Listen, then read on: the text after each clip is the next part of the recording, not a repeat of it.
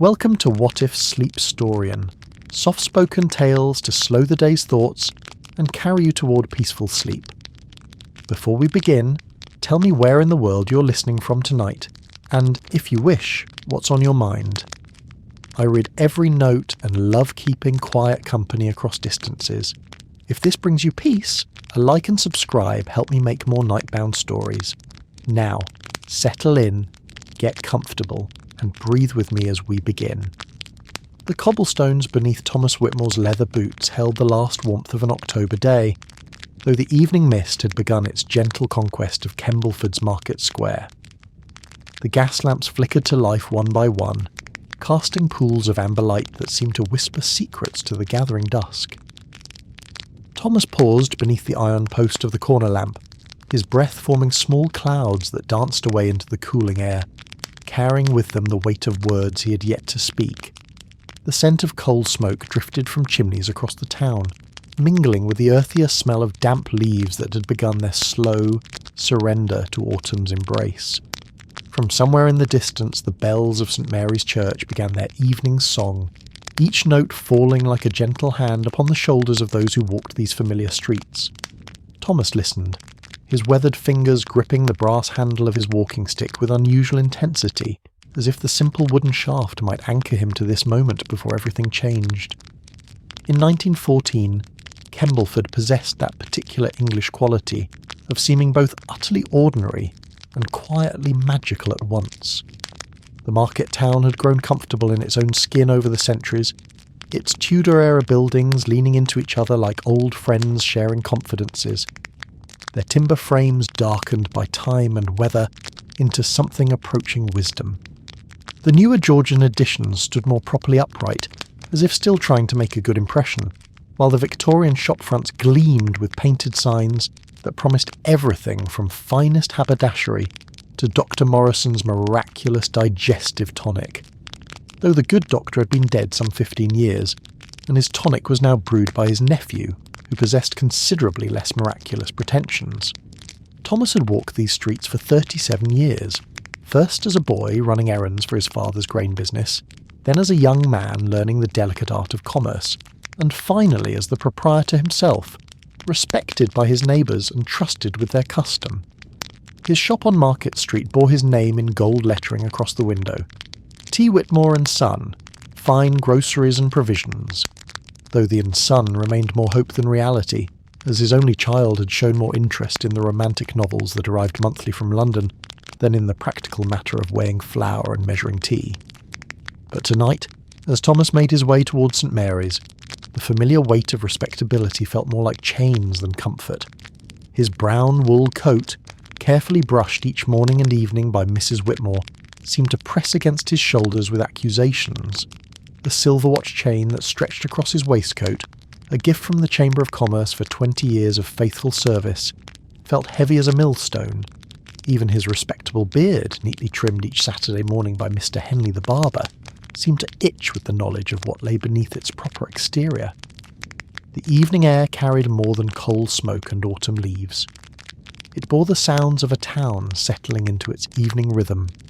The distant clatter of dishes being cleared from supper tables, the soft murmur of conversation drifting from the Rose and Crown public house, where farmers and tradesmen gathered to discuss the day's business over pints of bitter ale.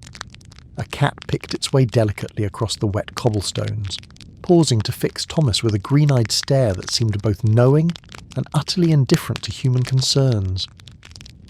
As Thomas walked, the gas lamps created a pathway of light and shadow that seemed to mirror his own internal landscape.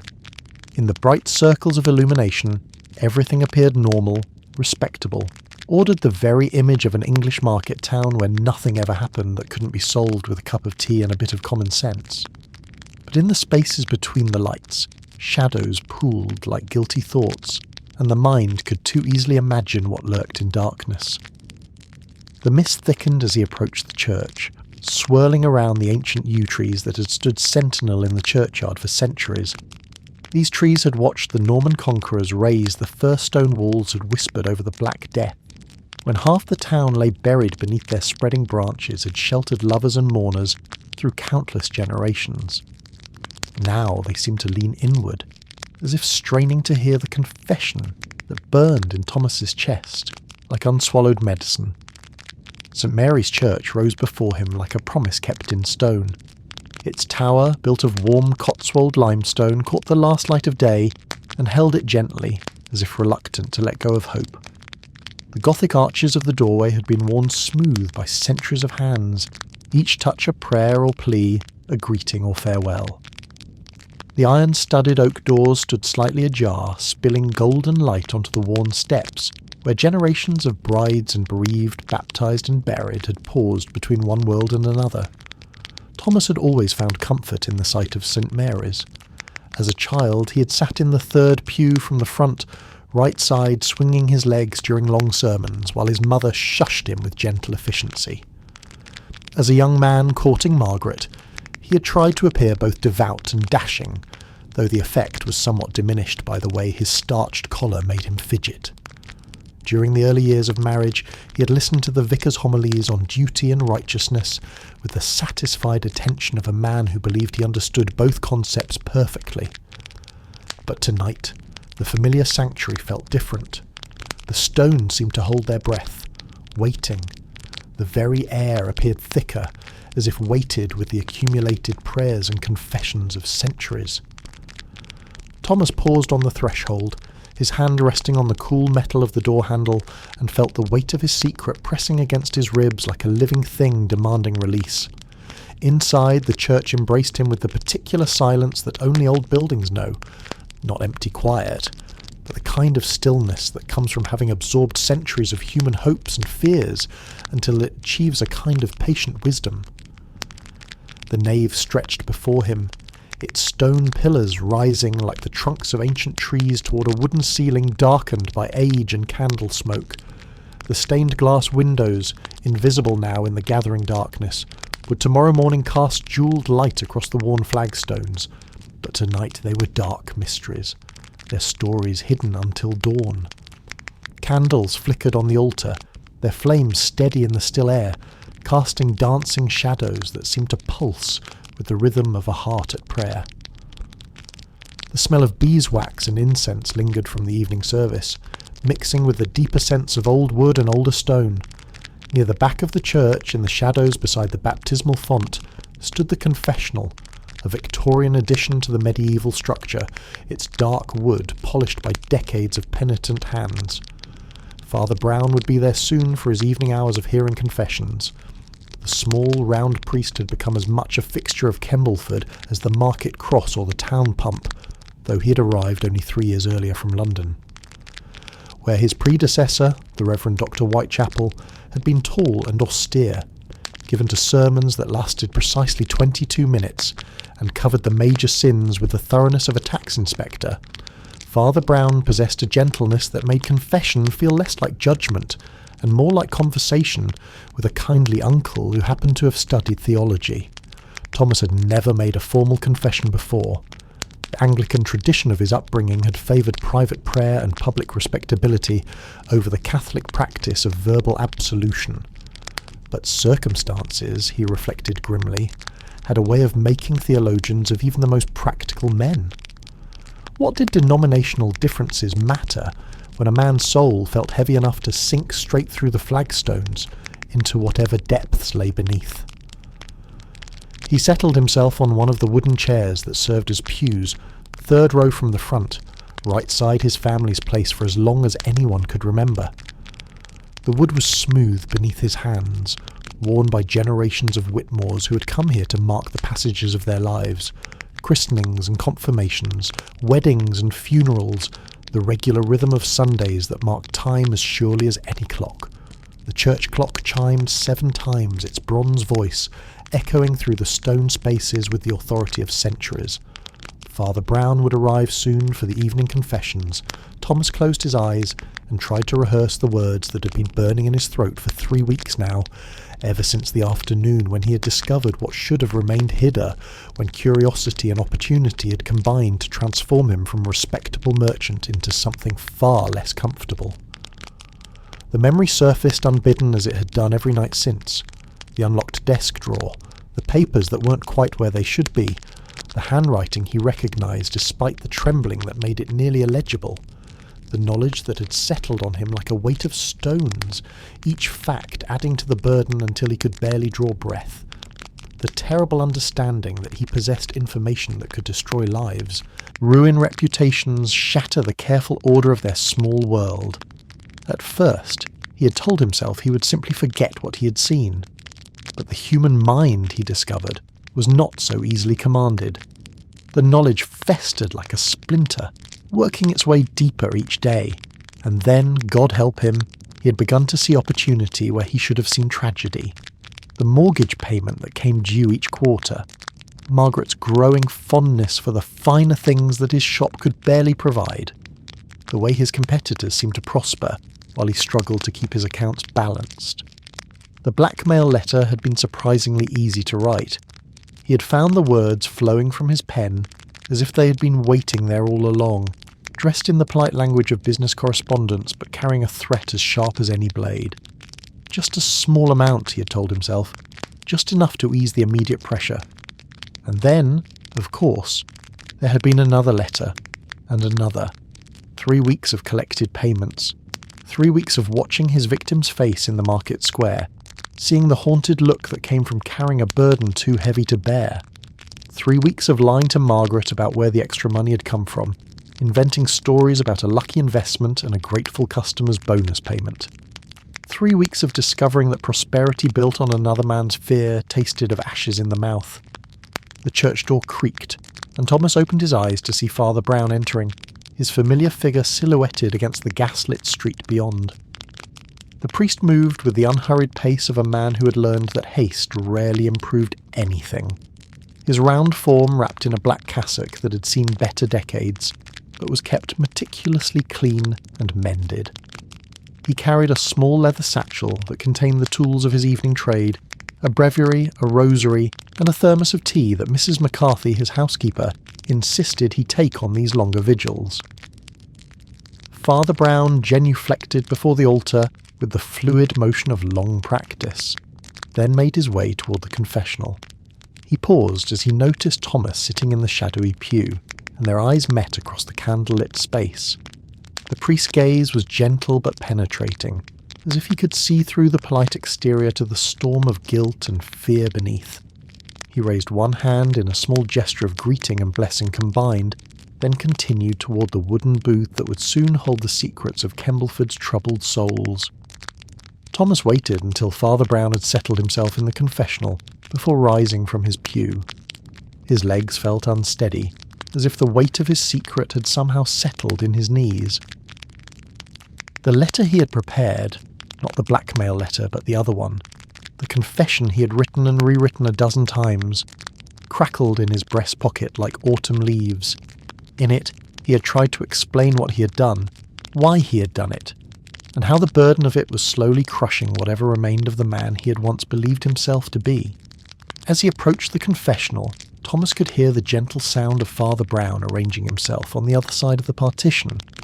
There would be no dramatic revelations tonight, no thunderous accusations or biblical pronouncements of doom. Just a tired merchant and a patient priest, separated by a thin wall and united by the human condition that made confession both necessary and possible. The confessional booth smelled of old wood and whispered secrets. Thomas settled himself on the small bench, his hands trembling as he reached for the letter in his pocket. Through the carved screen he could see the dim outline of Father Brown's profile, patient as stone and twice as solid. "Bless me, Father," Thomas began, his voice barely above a whisper, "for I have sinned." The words hung in the still air between them like a bridge across an impossible chasm. Outside, the church bells began their evening pray, marking the end of another day in Kembleford's long history. But inside the confessional, time seemed suspended, waiting for the story that would change everything while changing nothing at all. Thomas Whitmore drew a shaking breath and began to speak the truth at last. Not knowing that these would be the last words he would ever say, not knowing that his heart, already strained beyond bearing by the weight of guilt and the terrible arithmetic of a conscience, trying to balance accounts that could never come right, was preparing to make its own final confession. The candles flickered in their holders as if stirred by the breath of confession itself, and somewhere in the distance a clock began to chime the hour. The silence that followed Thomas Whitmore's last whispered words stretched like a held breath through the stone chambers of St. Mary's Church. Father Brown waited in the patient way that had become second nature to him during his years of hearing confessions, understanding that sometimes the most important truths needed to gather themselves like morning mist before they could take shape in human speech. The carved wooden screen between them seemed to pulse with the weight of unspoken secrets, and the priest found himself leaning slightly forward, ready to offer the gentle encouragement that often helped penitents cross the bridge between shame and absolution. But no further words came from the other side of the partition. "My son." Father Brown's voice was soft as candlelight, carrying the particular warmth that had made him beloved among Kembleford's troubled souls. "Take your time. The Lord's patience is infinite, and mine is merely borrowed from his." Still, silence answered him. Not the expectant quiet of someone gathering courage, but something deeper and more troubling. A stillness that felt less like pause and more like ending. Father Brown had learned to read the subtle language of confession, the rhythm of breathing that revealed nervousness or relief, the small sounds of movement that spoke of fidgeting hands or shifting positions, the quality of silence that distinguished thoughtful consideration from desperate struggle. This silence was different. It held the weight of finality, like the moment after a door closes for the last time. The priest's round face, usually arranged in gentle expectation, began to crease with concern. Through the delicate tracery of the wooden screen, he could make out the shape of his penitent, a figure slumped forward in a way that suggested not prayer but collapse. The gaslight filtering through the stained glass windows cast coloured shadows that danced across the confessional's interior. But even in the shifting light, Father Brown could see that something was terribly wrong. Mr. Whitmore? The name came unbidden to his lips, though he had recognised the voice from the first tentative words. In a town the size of Kembleford, a priest learned to distinguish between the tones of his flock as surely as a shepherd knows the bleating of individual sheep. Thomas Whitmore's voice had carried the particular strain that came from a man wrestling with his own conscience and losing. When no response came, Father Brown made a decision that would have scandalised more rigid theologians, but which felt as natural as breathing to a man who had spent his life serving others.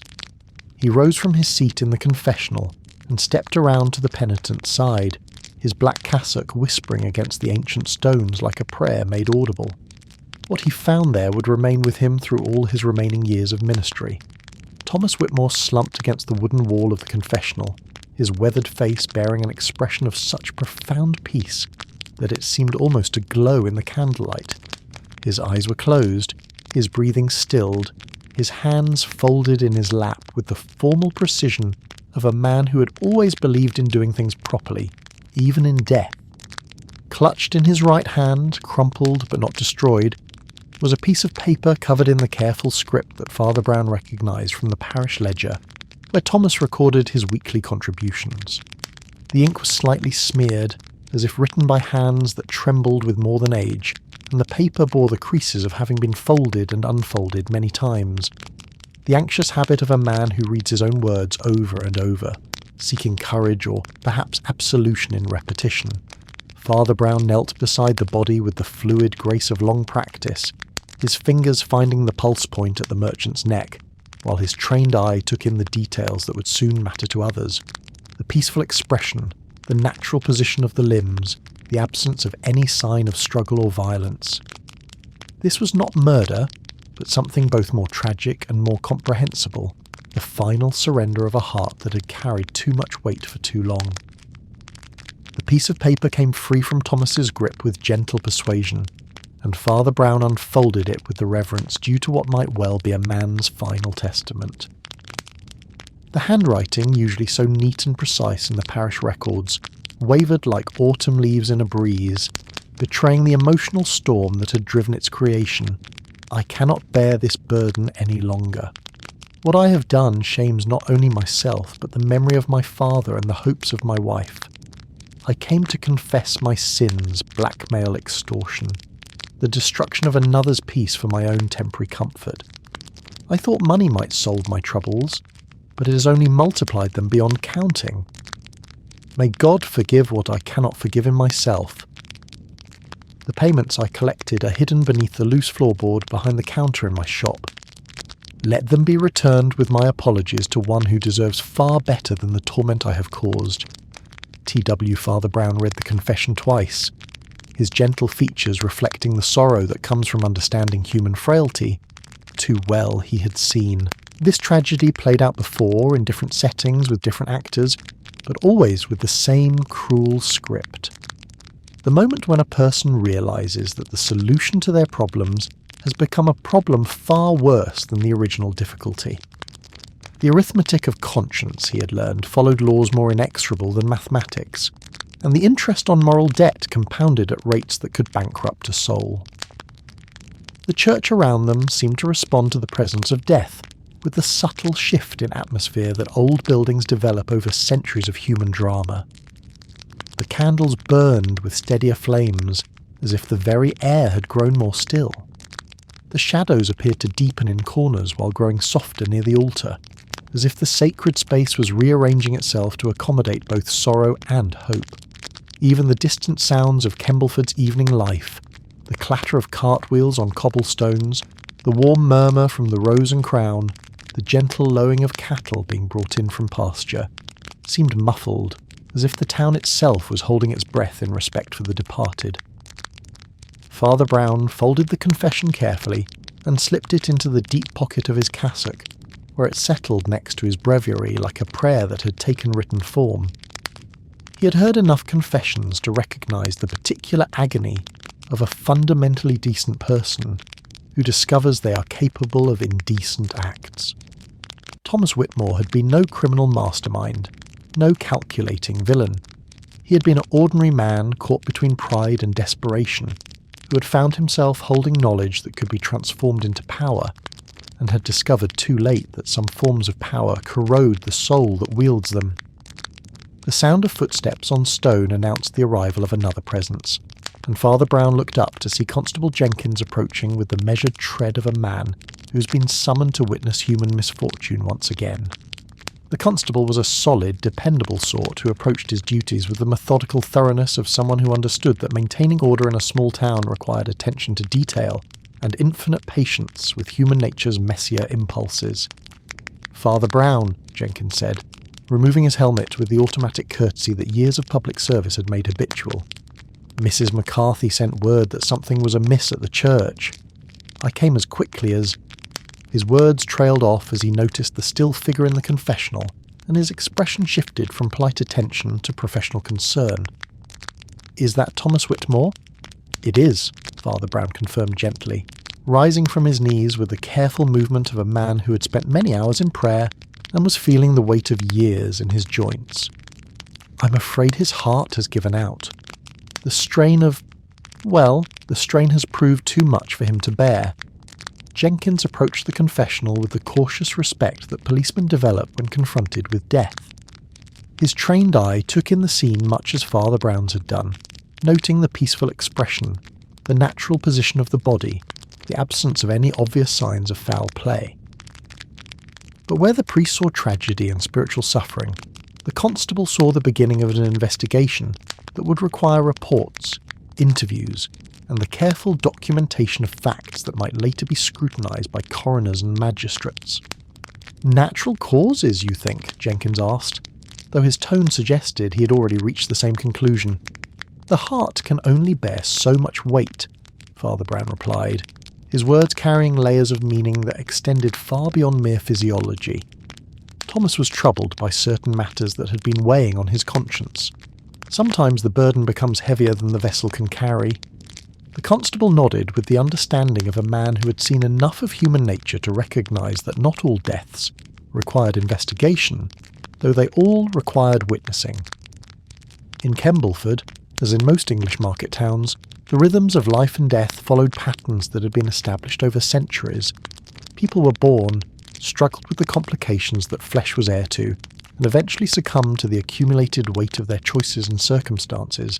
It was the natural order of things, sad but comprehensible. "I'll need to inform Dr. Hamilton," Jenkins said. referring to the town's physician who would be required to examine the body and provide the official determination of cause of death. And I suppose someone should tell Mrs. Whitmore, though I confess that's not a task I relish. Father Brown's expression grew even gentler if such a thing were possible. Perhaps that duty might fall to me, constable. I've had occasion to speak with her about Thomas's recent difficulties. She may find it easier to hear the news from someone who understands the full context of his troubles. The two men stood in companions for a moment, each lost in his own thoughts about the fragility of human happiness and the mysterious ways that ordinary people could find themselves trapped by circumstances of their own making. The church around them continued its ancient duty of bearing witness to human sorrow, its stones holding the accumulated weight of centuries of prayers and tears with the patient endurance that only sacred space can provide. "There's something else," Father Brown said quietly, his hand moving to the pocket where Thomas's confession rested. "Thomas left. Well, he left certain information that may help to explain his state of mind. Nothing that changes the fundamental facts, you understand, but perhaps something that might provide comfort to those who will mourn him." Jenkins raised an eyebrow with the practised expression of a man who had learned that priests often knew more about the hidden currents of community life than any constable could discover through official channels. "Information that might concern police matters. Information that might concern matters of conscience and community healing," Father Brown replied with the careful diplomacy that had served him well in navigating the complex relationships between church, state, and human nature. "But nothing that would require official action, I believe. Sometimes the most important justice is the kind that takes place in the human heart." The constable considered this for a moment, then nodded with the pragmatic acceptance that made him effective in a position that required balancing official duty with practical wisdom. Kembleford was not London, where anonymous crimes required systematic investigation. Here, the web of relationships and responsibilities was visible to anyone who cared to look, and the most effective solutions were often the most personal ones. Dr. Hamilton arrived as the church clock was chiming 7:30, his black medical bag in one hand and his professional composure firmly in place. The doctor was a man of middle years who had learned to approach death with the clinical detachment necessary for accurate diagnosis, while maintaining the human sympathy required for dealing with the bereaved. He examined Thomas's body with efficient thoroughness, checking pulse and respiration, noting the peaceful expression and natural position, observing the absence of any signs that might suggest anything other than cardiac failure. "Heart attack, I should say," Dr. Hamilton pronounced with the authority of medical training and long experience. "Not uncommon in men of his age, particularly those under stress. The heart simply stops when it can no longer cope with the demands placed upon it." He paused, glancing between Father Brown and Constable Jenkins. Were there particular stresses in his life recently? Father Brown and Jenkins exchanged a look that spoke of their shared understanding that some information was best handled with discretion. "Business concerns," the priest said gently. Thomas had been worried about financial matters, as many shopkeepers are in these uncertain times. The strain of trying to maintain his position in the community while dealing with practical difficulties, well, it can be overwhelming for a man who takes his responsibilities seriously. Dr. Hamilton nodded with the practised understanding of a physician who had seen many patients succumb not to disease, but to the accumulated weight of modern life's demands. "The human heart," he observed with clinical precision, tempered by genuine regret, is remarkably resilient in some ways, and surprisingly fragile in others. It can survive great physical trauma, yet stop entirely when confronted with emotional burdens that exceed its capacity to cope. The examination complete, arrangements were made for Thomas's body to be transported to the funeral home, where the ritual preparations for burial would begin. Father Brown offered to accompany the remains, both out of pastoral duty and from a desire to ensure that the merchant's final journey was conducted with the dignity that befitted a man who, despite his recent troubles, had spent most of his life serving his community with quiet dedication. As the small procession made its way out of St. Mary's Church, Father Brown lingered for a moment in the nave, his round figure silhouetted against the candlelight that continued to flicker on the altar.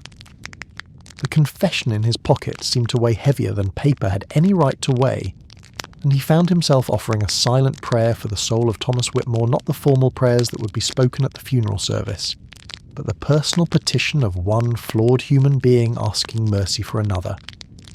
The church settled into its evening quiet as Father Brown finally departed, locking the heavy oak doors behind him with the ornate iron key that had secured St. Mary's for decades. The gas lamps along Market Street created pools of warm light in the gathering darkness, and the familiar sounds of a small town ending its day drifted through the mist that had begun to rise from the river. Somewhere in one of those comfortable houses, Margaret Whitmore was waiting for her husband to return from what she assumed was a routine evening walk. In a few hours she would be a widow, and her comfortable world would be transformed by truths she had never suspected. But for now, in this moment between knowing and telling, Kembleford continued its ancient rhythm of evening prayers and closing shutters, of families gathering around hearths and lovers walking beneath starlight. The tragedy that had unfolded in the confessional would soon ripple outward through the community, like stones thrown into still water, but tonight the surface remained unbroken, holding its secrets like a pool that reflects only what it chooses to reveal.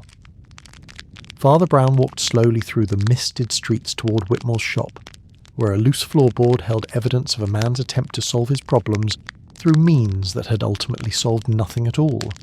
The money hidden there would be returned, the harm would be mended as much as possible, and life would continue with the resilient adaptability that made human communities possible. But the lesson of Thomas Whitmore, that some prices are too high to pay, and some solutions create problems far worse than those they were meant to cure, would remain written in the priest's memory like scripture, another verse in the long book of human experience that was his life study.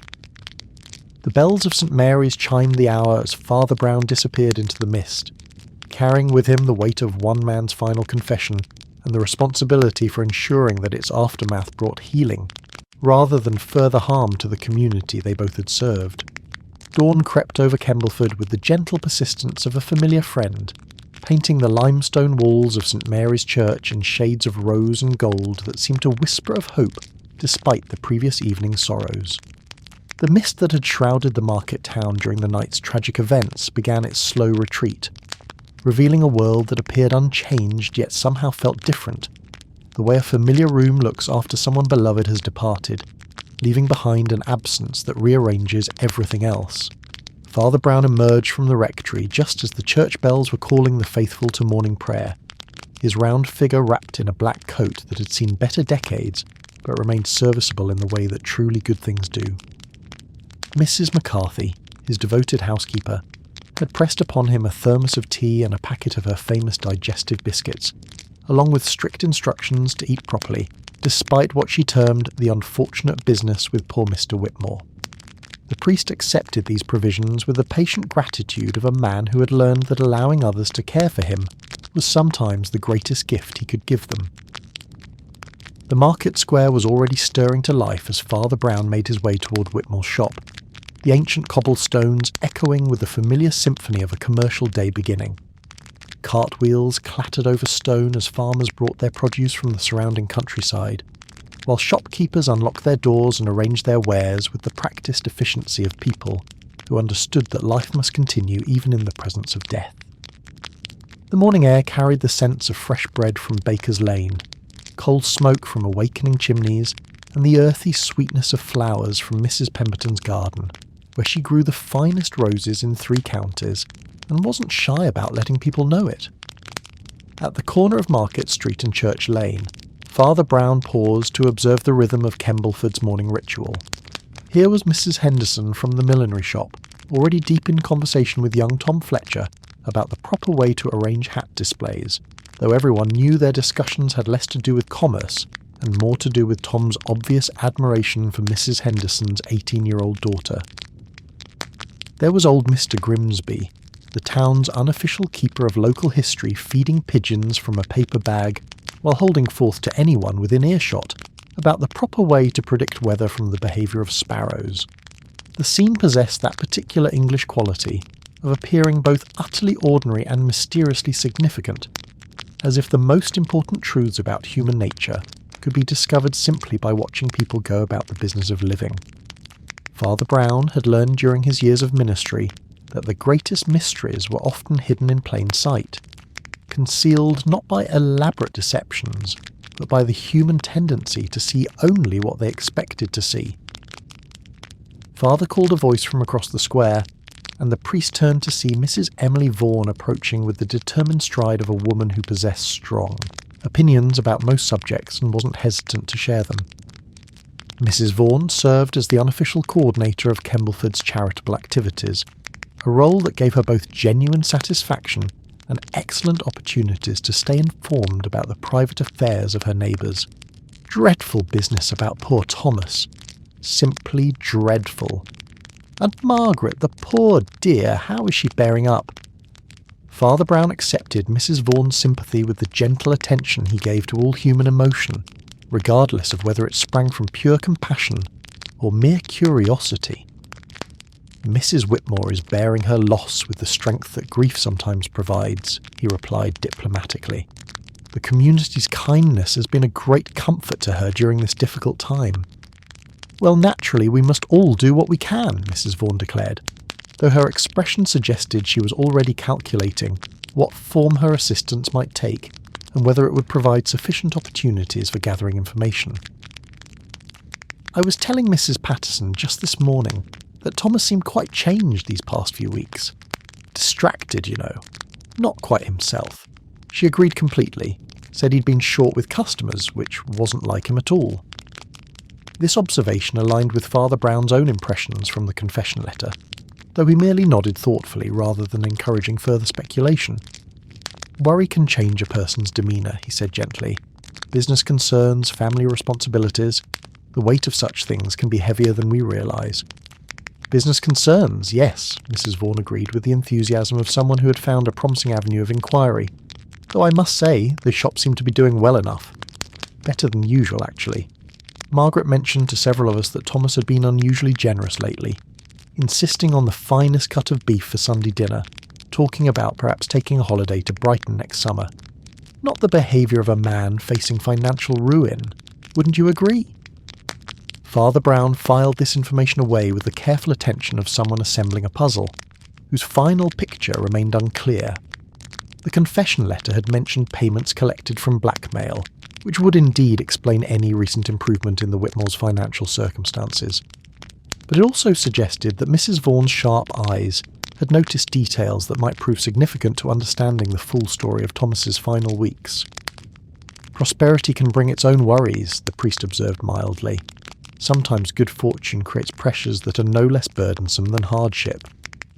Mrs. Vaughan considered this philosophical observation with the expression of someone who found abstract thinking less satisfying than concrete facts. I suppose that's true, Father. Though I must say, if Thomas was troubled by having too much money, there are several worthy causes in town that could have helped relieve him of that particular burden. She laughed at her own wit, then grew more serious. But truly, Father, was there nothing that could have been done? Nothing that might have prevented what happened? The question carried genuine concern beneath its surface curiosity, and Father Brown recognised the particular guilt that often follows sudden death. The feeling that someone, somewhere, should have noticed the warning signs and intervened before tragedy struck. It was a burden he had seen many people carry, this sense of responsibility for events that lay beyond human control or prediction. Thomas's heart simply could not bear the weight he was carrying, Father Brown said with gentle finality. Sometimes the kindest thing we can do is to remember that not every tragedy can be prevented, only witnessed with compassion. They were interrupted by the approach of Mr. James Hartwell, the town's most prosperous solicitor, whose morning constitutional always included a circuit of the market square that allowed him to observe the commercial pulse of Kembleford, while maintaining the dignified bearing appropriate to his profession. Hartwell was a man of middle years, who had achieved that particular combination of success and respectability that made him simultaneously admired and slightly resented by his neighbours, admired for his obvious competence, resented for the way competence had translated into a fine house on Elm Street, and a carriage that didn't require its owner to walk through puddles. Father Brown, Mrs. Vaughan Hartwell said, raising his hat with practised courtesy. A sad morning indeed. Thomas was a good man, whatever his recent difficulties. The slight pause before the word difficulties caught Father Brown's attention like a discordant note in a familiar melody.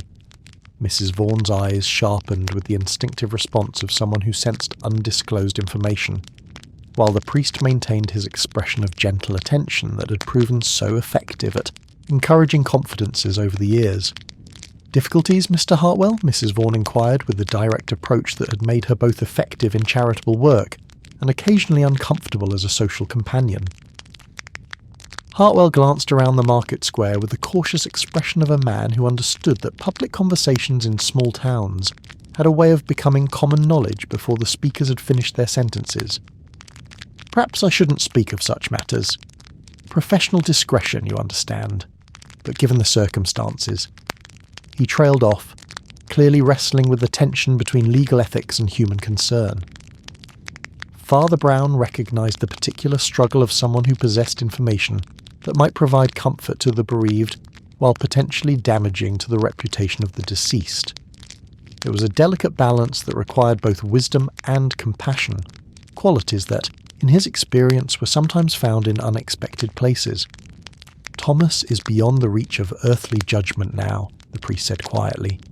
"Whatever burdens he carried in life, he has surely found peace at last. Sometimes, understanding the full truth can help those left behind to find their own peace as well."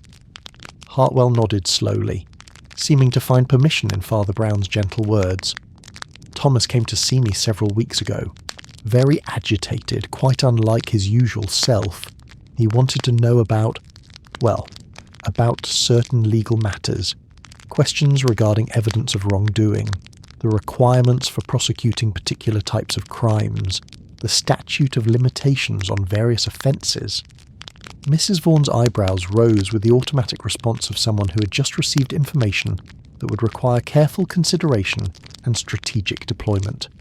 "Wrongdoing? What sort of wrongdoing?" "He was quite vague about specifics," Hartwell replied, though his tone suggested that professional training had allowed him to read between the lines of his client's carefully worded inquiries. But the nature of his questions suggested he had become aware of some form of irregular financial activity, embezzlement perhaps, or fraud of some kind. He seemed particularly concerned about the moral obligations of someone who possessed such knowledge, whether they were required to report it, whether silence made one complicit in the crime. Father Brown felt the weight of Thomas's confession letter in his pocket, its revelations taking on new dimensions in light of Hartwell's information. The merchant had indeed discovered evidence of criminal activity, but rather than reporting it to the authorities, he had chosen to exploit it for personal gain. The transformation from potential whistleblower to blackmailer represented a moral fall that would have been devastating to a man who had built his identity around respectability and ethical behaviour. Did he give any indication of who might be involved in this irregular activity? The priest asked with the careful neutrality that had served him well in similar situations. Hartwell shook his head with what appeared to be genuine regret. He was most circumspect about names or details, said he needed to consider his options carefully before taking any action. I advised him that justice was best served by proper legal channels rather than private initiatives, but he shrugged with the philosophical acceptance of a professional who had learned that clients didn't always follow sound advice. "Private initiatives," Mrs. Vaughan repeated thoughtfully. "That's an interesting phrase, Mr. Hartwell. Almost sounds as if Thomas might have been contemplating taking matters into his own hands." The solicitor's expression grew more guarded, as if he had suddenly realised that his attempt to provide context might have revealed more than he intended. "I wouldn't want to speculate about Thomas's intentions, Mrs. Vaughan. The man is dead, after all. Perhaps it's best to let him rest in peace." But Father Brown could see in Mrs. Vaughan's expression that speculation was exactly what was taking place, her sharp mind already working to fit Hartwell's revelations into the larger puzzle of Thomas Whitmore's final weeks. The priest found himself in the uncomfortable position of knowing more about that puzzle than he could comfortably reveal while watching others attempt to solve it with incomplete information. Knowledge can be a terrible burden, he observed gently. Sometimes the weight of knowing something that we feel powerless to address can be harder to bear than ignorance.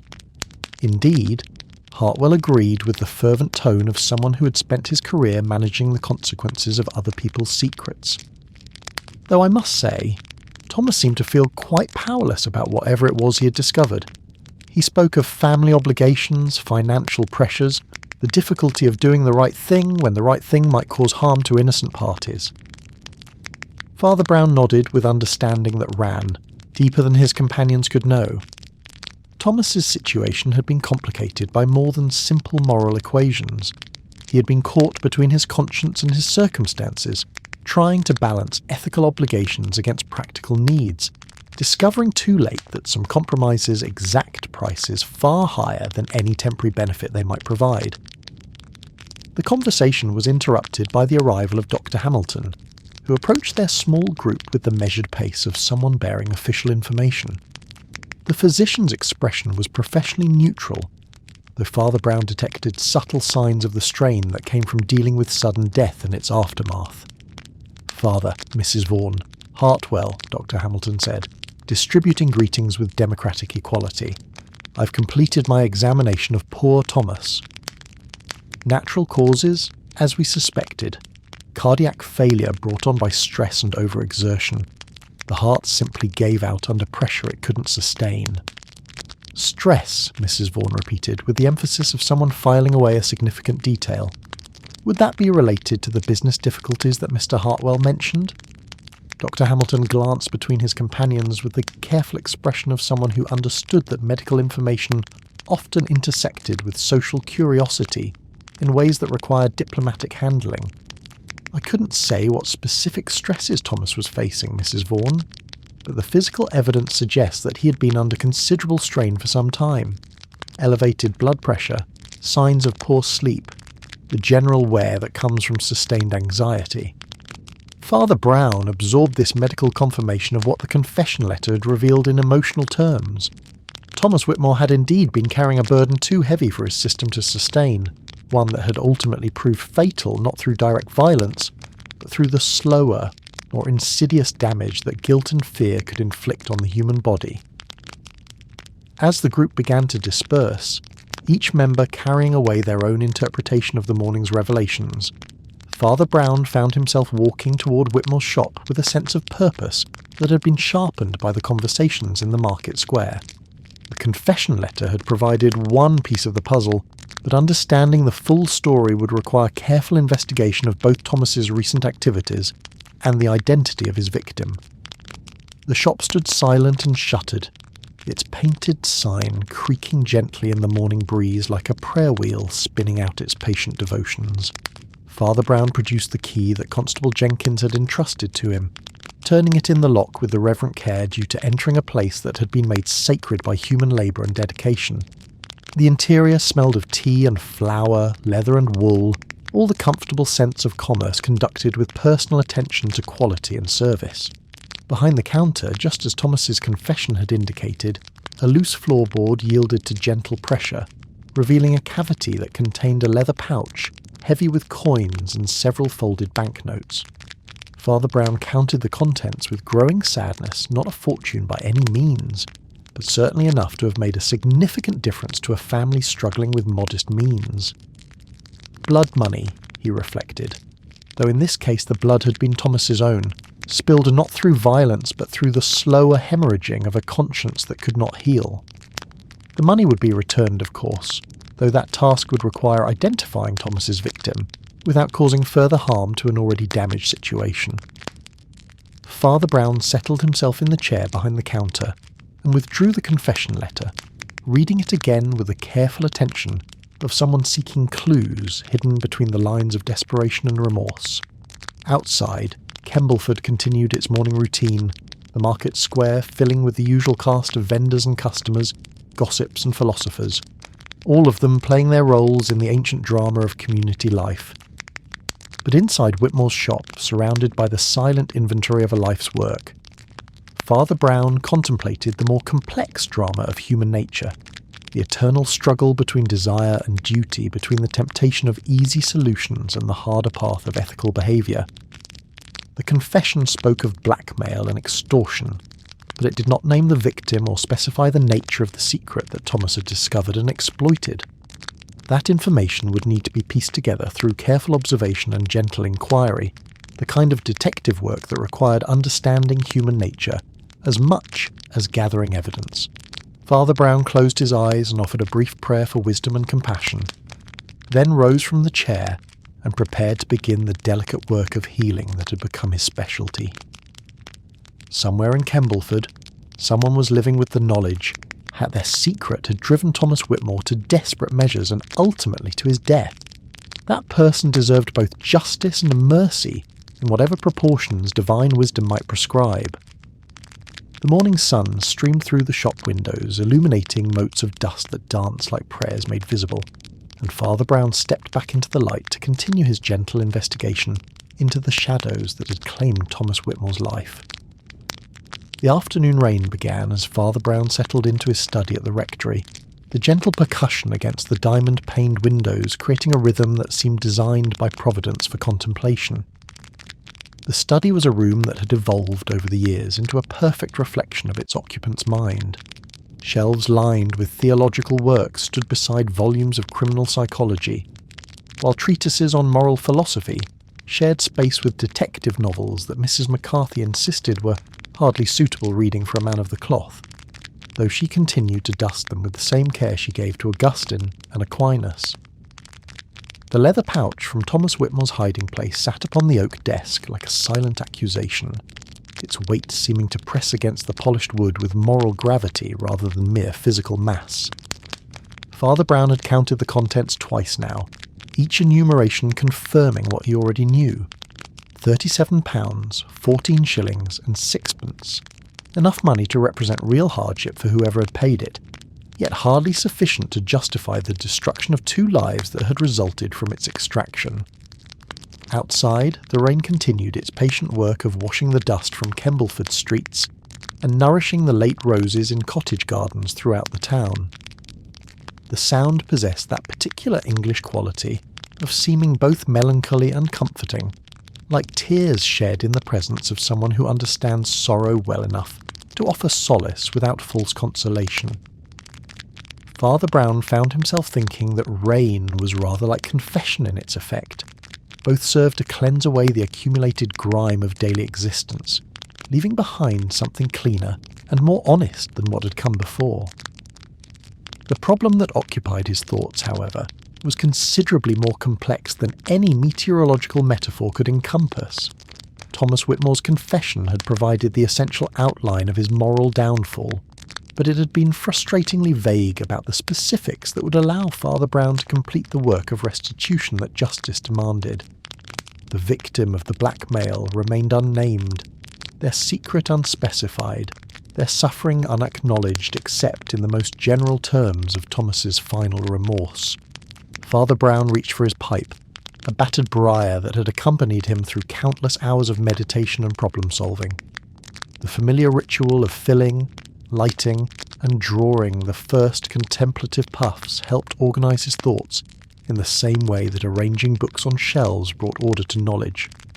As the sweet smoke curled toward the beamed ceiling, he considered what he had learned during the morning's careful inquiries in the market square.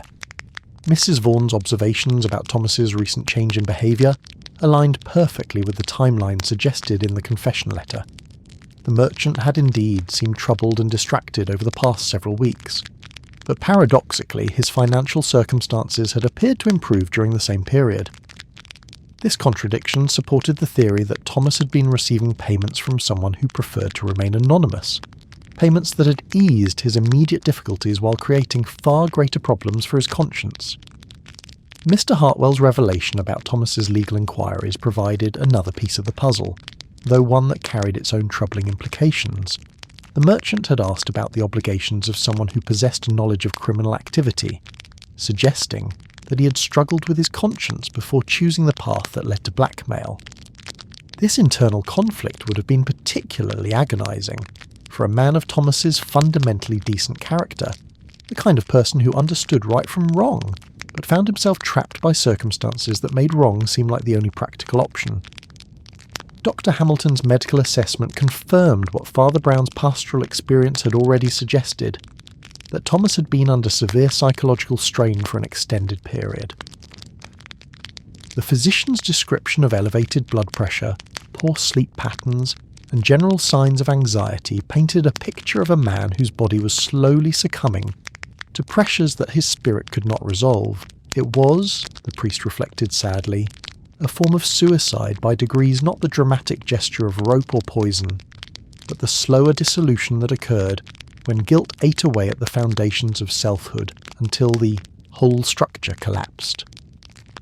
A soft knock at the study door interrupted Father Brown's contemplation, and Mrs. McCarthy's voice called out with the particular mixture of authority and deference that she had perfected during their years of cohabitation. "Father, there's a gentleman here to see you. Says it's rather urgent, though he won't give his name or state his business. Shall I tell him you're not receiving visitors?" Father Brown recognised in her tone the protective instincts of someone who had appointed herself guardian against unwanted interruptions during his thinking time. Mrs. McCarthy possessed strong opinions about the proper scheduling of pastoral visits, and wasn't hesitant to enforce them when she felt her employer's time was being imposed upon by the merely curious or socially ambitious. "Please show him in, Mrs. McCarthy," Father Brown replied gently. "In my experience, people who request anonymity usually have the most urgent need for pastoral attention." The visitor who entered the study a few moments later was a man of perhaps 45 years, well dressed in the manner of someone who held a position of responsibility in the community, but not so ostentatiously as to suggest inherited wealth rather than earned success. His face bore the particular pallor that comes not from illness but from sustained worry, and his hands trembled slightly as he removed his hat and gloves with the automatic precision of good breeding struggling against overwhelming emotion. Father Brown rose from behind his desk with the courteous attention he gave to all visitors, but his trained eye was already cataloguing details that might prove significant. The man's clothing was of good quality but showed signs of careless maintenance, a small stain on the waistcoat that would normally have been attended to immediately, shoes that needed polishing, a collar that wasn't quite straight. These were the signs of someone whose attention to personal appearance had been disrupted by more pressing concerns, the kind of details that revealed internal turmoil more clearly than any spoken confession. Pemberton's hands clenched in his lap, the knuckles showing white against the fabric of his trousers. Heavy burdens, yes. That's rather what I wanted to speak with you about, Father. I find myself in a situation that requires guidance from someone who understands matters of conscience. Father Brown felt a familiar stirring of recognition, the sensation that came when seemingly unrelated threads began weaving themselves into a coherent pattern. "I'm always available to discuss matters of conscience, Mr. Pemberton. Sometimes the burden of carrying troubling knowledge alone can be far heavier than sharing it with someone who is bound by professional discretion." Professional discretion.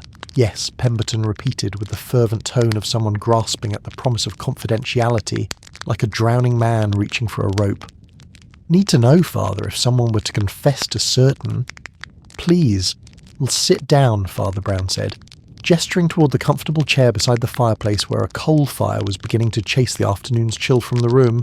"I'm afraid I don't believe we've been formally introduced, though your face seems familiar. Are you perhaps new to Kembleford?" The visitor settled into the offered chair with the careful movements of someone who was not entirely certain of their welcome. "Not new, Father, though not exactly." "Well, not exactly a regular member of your congregation either?" "My name is Charles Pemberton. I own the grain warehouse on Mill Street. Pemberton and Associates, wholesale agricultural supplies." Father Brown nodded with recognition dawning in his gentle features. "Of course, Mr. Pemberton. I've seen you about town, though our paths haven't crossed socially. I believe your wife grows the finest roses in the county Mrs. McCarthy often speaks of, admiring them when she walks past your garden." "Yes, Elizabeth does love her roses." Pemberton agreed with a wan smile that didn't quite reach his eyes. "Though I'm afraid she's been finding less joy in gardening lately. We've both been. Well, we've been under something of a strain recently. The admission hung in the air between them like smoke from Father Brown's pipe, carrying implications that neither man immediately acknowledged. The priest waited with the patient attention that had proven so effective over the years at encouraging confidences, while Pemberton struggled with whatever internal debate had brought him to the rectory on this rain-soaked afternoon. "I expect you've heard about poor Thomas Whitmore Pemberton," said finally, his voice carrying a weight that suggested personal involvement rather than mere neighbourly concern. "Dreadful business. Heart attack, they're saying. Very sudden." "Indeed," Father Brown replied neutrally. "Homer's was a good man who carried heavy burdens. Sometimes the weight becomes too much for the human heart to bear irregularities in their business practices. Would that information be protected by the seal of confession, even if those irregularities might have contributed to someone's death?" The question hung in the study's comfortable atmosphere like a thunderclap, its implications reverberating through Father Brown's understanding of Thomas Whitmore's final weeks with terrible clarity. Here, sitting in the chair beside his fireplace, was almost certainly the victim of the merchant's blackmail scheme, a man whose own guilty secrets had provided the leverage that Thomas had exploited until the weight of mutual culpability had crushed them both. "The seal of confession is absolute," Father Brown replied with gentle firmness. "Whatever is spoken in the privacy of spiritual council remains between the penitent and God, with the priest serving merely as a witness to divine mercy. But before we proceed, Mr. Pemberton, I should tell you that I already know something about the circumstances surrounding Thomas's death, knowledge that might be relevant to whatever burden you're carrying." Pemberton's face went even paler, if such a thing were possible, and his breathing became shallow and rapid. "You know? But how could you possibly, unless Thomas spoke to someone before his heart?" "Thomas did indeed speak before his death," Father Brown confirmed gently. "He came to the church yesterday evening seeking to make a confession of his own. Unfortunately, the strain of unburdening himself proved too much for his physical constitution. He passed away before he could complete the process, but not before leaving behind certain information that has helped me understand his state of mind during his final weeks." The admission seemed to deflate Pemberton like a punctured balloon, his shoulders sagging as if the weight he had been carrying had suddenly doubled. "Then you know about the blackmail? You know that I've been paying Thomas money to keep quiet about certain financial irregularities in my business dealings?" Father Brown leaned forward slightly, his expression radiating the compassionate attention that had made him beloved among Kembleford's troubled souls. "I know that Thomas discovered something about your affairs that he believed gave him leverage over you. I know that he used that knowledge to extract payments that his conscience couldn't bear to accept. And I know that both of you suffered terribly from the arrangement. Thomas from guilt at what he was doing, and you from fear of what might happen if your secret became public." Pemberton buried his face in his hands, his shoulders shaking with the release of tensions that had been building for weeks. "I never meant for any of this to happen, Father.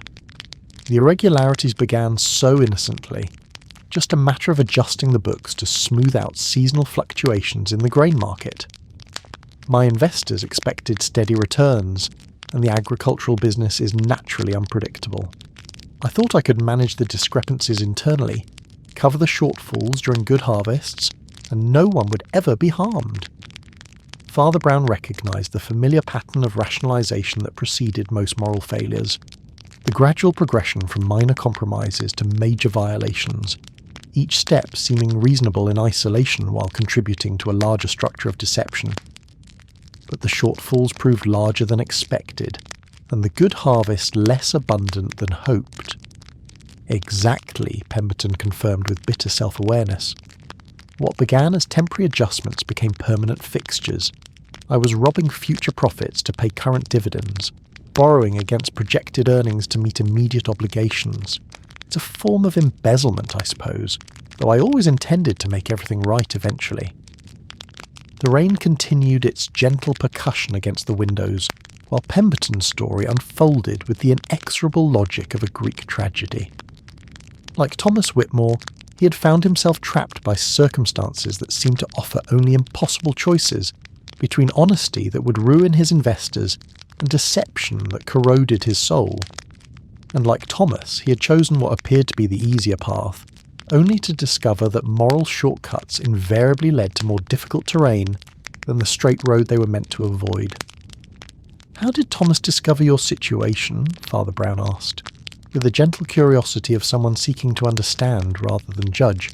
Pemberton lifted his head, his face showing the ravages of weeks spent in sleepless worry. "It was my own carelessness, I'm afraid.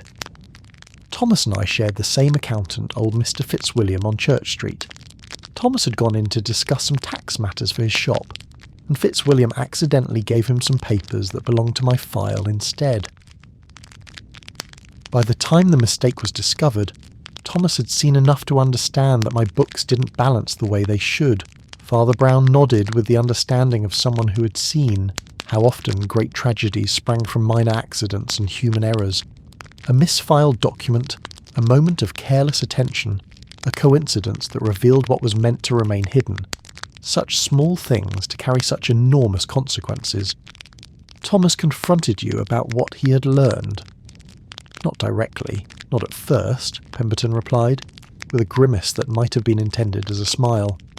He was too decent for direct confrontation, at least initially.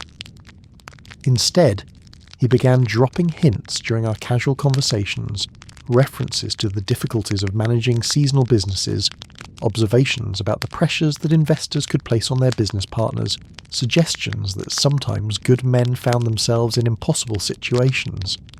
Father Brown could visualize the scene perfectly. Two fundamentally decent men circling around a terrible knowledge, each hoping the other would provide an escape from the moral trap they had stumbled into together. Thomas, struggling with financial pressures that made the discovered information seem like a gift from Providence. Pemberton, terrified of exposure, but hoping against hope that somehow the situation might resolve itself without requiring desperate measures. "When did the hints become demands?" the priest asked gently. "About 3 weeks ago," Pemberton said with the precision of someone who'd been counting days like a prisoner marking time until execution. "Thomas sent me a letter, very polite, very carefully worded but unmistakably clear in its implications. He suggested that perhaps I might be willing to help him with certain temporary financial difficulties in exchange for his discretion regarding what he had accidentally learned about my business practices.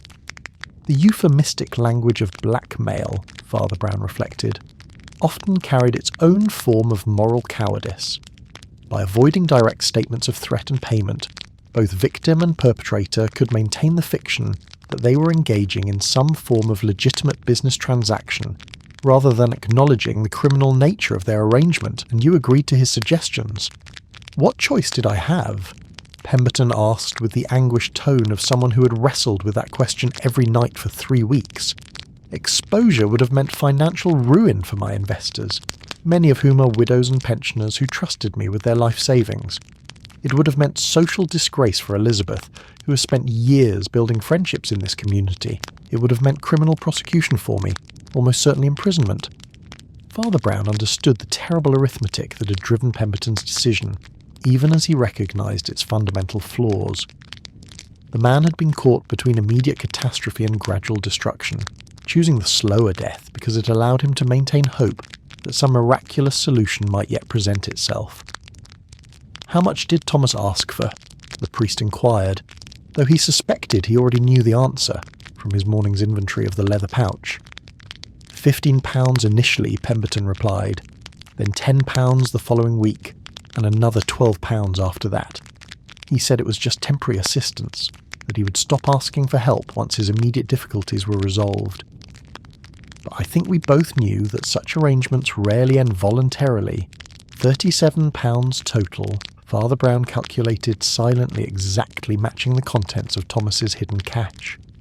The priest found himself feeling an unexpected surge of relief that the merchant's corruption had been limited to this single victim, that whatever moral fall he had suffered hadn't extended to multiple schemes or ongoing criminal enterprise. Did Thomas give any indication of how he justified his demands to himself? Father Brown asked, genuinely curious about the psychological mechanisms that had allowed the merchant to rationalise his actions. We, Pemberton, considered the question with the careful attention of someone who had spent considerable time trying to understand his blackmailer's motivations. He seemed to view it as a form of mutual assistance between neighbours facing difficult circumstances. He spoke of it as a temporary loan arrangement, suggested that perhaps when my situation improved, I might be able to help him establish a more secure financial foundation for his family. Father Brown recognised the familiar pattern of self-deception that allowed fundamentally decent people to engage in fundamentally indecent behaviour. Thomas had constructed an elaborate moral framework that transformed extortion into charity blackmail into business partnership, criminal exploitation into neighbourly assistance. Such rationalisations were both tragically common and ultimately futile. The human conscience possessed an uncomfortable ability to see through even the most carefully constructed justifications. "But you knew it wasn't really a loan arrangement," the priest observed gently. "Of course." "I knew," Pemberton replied with bitter honesty. Just as Thomas knew, despite all his careful language and polite euphemisms. We were both pretending to believe in a fiction that made our arrangement more tolerable, but the truth was always there underneath the pretense. I was paying money to keep Thomas from destroying my life, and he was accepting that money despite knowing it was wrong to take it. The study fell into contemplative silence, broken only by the rain against the windows and the gentle crackling of coal in the fireplace. Father Brown drew thoughtfully on his pipe while considering the full dimensions of the tragedy that had unfolded between these two men. Both had been trapped by their own choices, each making decisions that seemed rational in isolation, but contributed to a larger pattern of mutual destruction. "Thomas's death," Father Brown said finally, "has freed you from the immediate pressure of his demands. But it hasn't resolved the underlying situation that made you vulnerable to those demands in the first place." Pemberton nodded with the weary acceptance of someone who had already reached the same conclusion. "The irregularities in my book still exist. The money I owe to my investors is still missing. Thomas's death has bought me time, but it hasn't actually solved anything.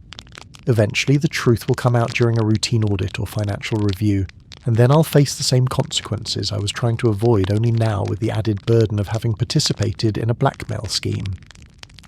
Father Brown stood and walked to the window, gazing out at the rain-washed garden where Mrs. McCarthy's vegetables grew in neat rows beside the stone wall that separated the rectory grounds from the churchyard beyond.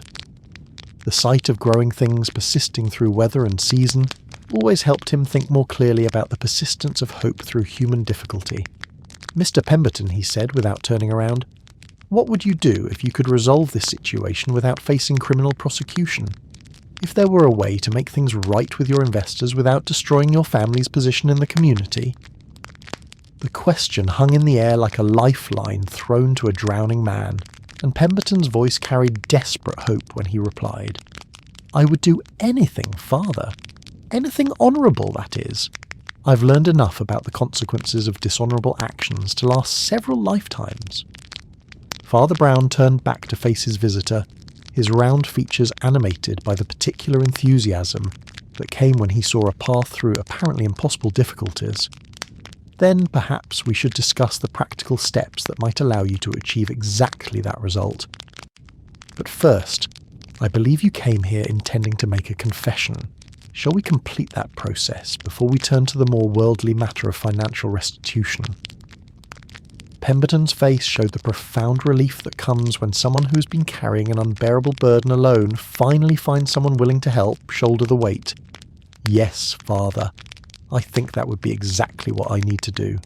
The afternoon rain continued its patient work of renewal, as Charles Pemberton began the process of unburdening his soul, speaking words that would begin the healing of wounds that had festered in secrecy for far too long, and in the comfortable study of the rectory surrounded by books that contained centuries of wisdom about human nature and divine mercy, Father Brown prepared to demonstrate once again that understanding and forgiveness could transform even the most tragic circumstances into opportunities for redemption.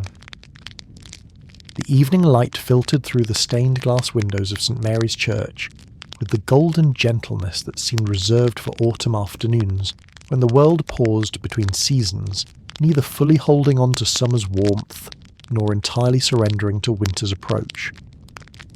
Father Brown moved through the familiar sanctuary with the unhurried pace of someone who had learned that sacred spaces demanded reverence, even during routine maintenance, his soft footsteps echoing against stone walls that had absorbed centuries of prayers, confessions and quiet contemplations. Charles Pemberton's afternoon visit to the rectory had provided the missing pieces to Thomas Whitmore's tragic puzzle, but it had also created new responsibilities that weighed upon the priest's conscience, with the peculiar heaviness that accompanied knowledge of suffering that might yet be alleviated. The confession he had heard, bound by sacred duty to remain between the penitent and God, nonetheless demanded action in the worldly realm, where financial obligations and community trust created their own moral imperatives. The confessional booth stood in its accustomed place beside the baptismal font, its dark wood polished by decades of hands seeking absolution and emerging in most cases with the lighter hearts that came from honest acknowledgement of human frailty. But tonight, as Father Brown approached the small wooden structure, he found himself thinking less about the divine mercy it represented and more about the human tragedy it had recently witnessed. Thomas Whitmore's final confession had been interrupted by death, leaving behind words spoken but not fully heard, absolution sought but never received, a soul departed with its burden still intact. The priest settled himself in the confessional booth where he had discovered Thomas's body, not from any morbid fascination with the scene of tragedy, but from a pastoral instinct that told him important truths were sometimes hidden in the places where human dramas reach their conclusions. The space smelled of beeswax candles and old wood, with faint traces of the incense that drifted over from the main altar during evening services. It was a scent that spoke of continuity, of traditions maintained through changing times, of the human need to find sacred space within ordinary buildings made of stone and timber. As he sat in the growing twilight, Father Brown reflected on the conversation that had unfolded in his study earlier that afternoon. Charles Pemberton's confession had revealed a man caught between competing obligations, each carrying its own moral weight and potential for causing harm to innocent parties.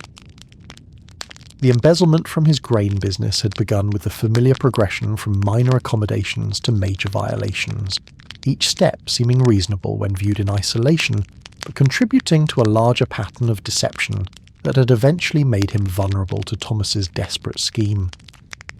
The mathematics of the situation was straightforward enough. Pemberton owed his investors approximately £200 that existed only in carefully manipulated ledger entries, while the widow and pension funds who had trusted him with their savings remained blissfully unaware that their security had been mortgaged against future harvests that might never materialise. Thomas's blackmail payments had represented less than 20% of the total debt, but they had served as a constant reminder of the larger vulnerability that hung over Pemberton's life, like a sword suspended by increasingly frayed threads. What troubled Father Brown most deeply was not the financial irregularity itself. He had encountered enough human weakness during his years of ministry to understand how good people could find themselves making increasingly compromised choices, but rather the isolation that both men had endured while carrying their respective burdens. Thomas had lived with the knowledge of his victim's vulnerability, while struggling against his own financial pressures, unable to seek counsel from family or friends who might have helped him find more honourable solutions. Pemberton had faced his business difficulties alone, afraid to confide in the very investors whose trust he was betraying, certain that honesty would bring immediate ruin, while continued deception offered at least the possibility of eventual redemption. The tragic irony, Father Brown mused as darkness settled more fully over the church interior, was that both men had possessed fundamentally decent instincts corrupted by circumstance and secrecy. Thomas's desire to provide better security for his family was admirable, even if his chosen method had been morally indefensible. Pemberton's concern for his investors' welfare was genuine, despite the fact that his protection of their immediate interests had placed their long-term security at even greater risk. Each had tried to solve problems through means that created larger problems, demonstrating once again the human capacity for self-deception when faced with genuinely difficult choices. A soft sound from the nave of the church interrupted Father Brown's contemplation, and he looked up to see a familiar figure approaching through the pools of candlelight that marked the path between the wooden pews. Mrs. Margaret Whitmore moved with the particular grace that grief sometimes bestows upon the recently bereaved, her black mourning dress rustling against the ancient flagstones like whispered prayers. Her face, though marked by the strain of sudden loss, carried an expression of determined composure that spoke of a woman who understood that life's obligations continued even in the presence of death. "Father Brown," she said softly, her voice carrying the careful modulation of someone who had spent the day receiving condolences and was growing weary of the social requirements that accompanied mourning. "Hope I'm not disturbing you. I know this is your usual time for evening prayers, but I found myself needing the comfort that only sacred space can provide." The priest rose from the confessional with the gentle attention he gave to all who sought solace within St. Mary's walls. "You're never a disturbance, Mrs. Whitmore. Grief has its own schedule that doesn't always align with conventional hours. Please, won't you sit with me for a while? Sometimes talking about our troubles can help us better understand God's purposes in allowing them." Margaret settled herself in the front pew with the automatic precision of someone who had occupied the same seat for decades of Sunday services, her hands folded in her lap with the formal composure that her generation had been taught to maintain even during moments of private anguish. In the soft light of the altar candles, her features showed the wear that came from sleepless nights and the constant effort of managing other people's sympathy while wrestling with her own questions about divine justice and human purpose. "I've been thinking about Thomas's final days," she said, after a moment of shared silence, trying to understand what might have been troubling him so deeply that his heart simply couldn't bear the weight of it. "Dr. Hamilton says that stress can affect a person's physical health just as surely as any disease, and I keep wondering what burdens my husband was carrying that I knew nothing about."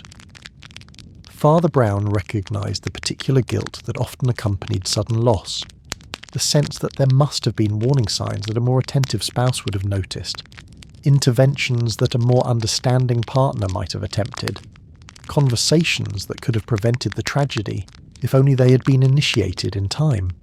It was a cruel form of self-torture that served no constructive purpose, yet seemed to be an almost universal response to unexpected bereavement. "Thomas loved you deeply," the priest said with gentle certainty. "Whatever troubles he was facing, his desire to protect you from worry would have made him reluctant to share them. Sometimes the kindest people cause the most pain by trying to shield others from difficulties they feel obligated to handle alone." "But that's just it, Father," Margaret replied with a flash of the spirit that had made her an effective partner in building the family business. "I wouldn't have needed protecting." Thomas and I weathered plenty of difficulties together during our early years. Seasons when the crops failed, customers who couldn't pay their bills, times when we had to choose between keeping the shop open and putting food on our own table. We were stronger when we faced problems together than when either of us tried to handle them alone. Father Brown heard in her words the echo of one of life's most persistent tragedies, the way that people who had learned to trust each other during smaller crises sometimes lost that trust when confronted by larger ones, as if the magnitude of a problem somehow transformed it from a shared challenge into a private burden. Thomas's financial difficulties weren't fundamentally different from the earlier hardships they had navigated together, but his shame at the methods he had chosen to address them had made confession impossible, even to the person who loved him most. "Did Thomas give you any indication of how your financial situation had improved recently?" Father Brown asked carefully, mindful of the need to gather information without revealing knowledge gained through confession. Margaret's expression brightened slightly with what appeared to be genuine pleasure at remembering happier moments. "Oh yes, he was quite pleased about that. Said he'd made some fortunate investments, found a way to diversify beyond just the grocery trade. He was even talking about expanding the shop, perhaps adding a small cafe where ladies could take tea while doing their shopping. It seemed like such a sensible idea, and Thomas was so enthusiastic about the possibilities." The priest felt a familiar ache at this revelation of Thomas's capacity for self-deception, the way he had transformed criminal extortion into legitimate business success in his own mind, at least when speaking to his wife. The merchant had wanted so desperately to be the successful provider that Margaret deserved that he had constructed an elaborate fiction around his blackmail scheme, telling himself and her that his improved circumstances resulted from shrewd investing rather than moral compromise. The investments, Father Brown said gently. Did Thomas provide any details about their nature or the source of his improved returns? Nothing specific, Margaret admitted with a slight frown. He said the opportunities had come through business acquaintances, people he'd met through his work with the Chamber of Commerce. I thought it was wonderful that his years of community service were finally providing some tangible benefits. Thomas gave so much of himself to helping others. It seemed only fair that others should help him in return. The irony of her words was almost unbearable, Father Brown reflected sadly. Thomas's business acquaintances had indeed provided him with financial opportunity, but through coercion rather than cooperation, through the exploitation of vulnerability rather than the reward of virtue. The Chamber of Commerce connections had been real enough, but they had facilitated blackmail rather than investment, creating a web of mutual destruction rather than a network of mutual support. Mrs. Whitmore, the priest said carefully, if you were to discover that Thomas's recent financial success had come through irregular means, how would that knowledge affect your memory of him?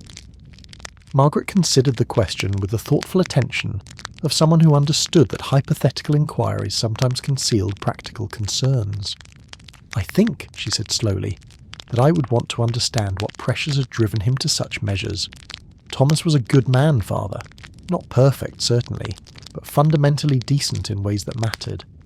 If he did something wrong, it would have been because he felt trapped by circumstances that seemed to offer no honourable alternatives. Her response revealed the kind of wisdom that came from long partnership with another flawed human being, the understanding that love meant accepting not just virtues, but also the weaknesses that made those virtues meaningful. Father Brown found himself thinking that Thomas had been blessed with exactly the kind of wife who might have helped him find better solutions to his difficulties, if only his pride hadn't prevented him from seeking her counsel. And if such irregular activities had caused harm to others, the priest continued, if Thomas's attempts to solve his own problems had created problems for someone else? Margaret's expression grew more troubled, but her voice remained steady as she replied, then I would want to make whatever amends were possible. Thomas would have wanted that too, I'm certain. He believed in taking responsibility for the consequences of his actions, even when those consequences were more severe than he had intended. Father Brown felt a surge of gratitude for this confirmation of his instincts about both Margaret's character and Thomas's fundamental decency. The widow's response suggested that she would be capable of handling the truth about her husband's final weeks, and more importantly, that she would be willing to participate in the process of restitution that justice demanded. Mrs. Whitmore, he said gently, I believe I may be able to provide you with some answers about Thomas's recent difficulties, though the information is somewhat complex and will require careful explanation. Would you be willing to meet with me tomorrow afternoon to discuss matters that might help you understand his state of mind during his final days? Margaret's eyes brightened with the particular hope that came from the possibility of finally understanding mysteries that had been causing persistent anguish. Of course, Father. I've been praying for exactly that kind of understanding, though I must admit I've been somewhat afraid of what I might learn. Truth is often difficult, Father Brown acknowledged, but it's generally less destructive than the uncertainty that comes from not knowing. And in this case, I believe the truth will allow you to honour Thomas's memory, while also helping to heal harm that was caused inadvertently during his struggles. As Margaret prepared to leave the church, Father Brown found himself thinking about the delicate work that lay ahead. The task of revealing Thomas's blackmail scheme without destroying his widow's ability to mourn him with love would require considerable pastoral skill. More challenging still would be the process of coordinating restitution in a way that protected Charles Pemberton from criminal prosecution, while ensuring that his investors received the security they deserved. The technical aspects of the financial arrangements would need to be handled through proper legal channels, but the human dimensions of the tragedy required the kind of careful attention that only personal ministry could provide.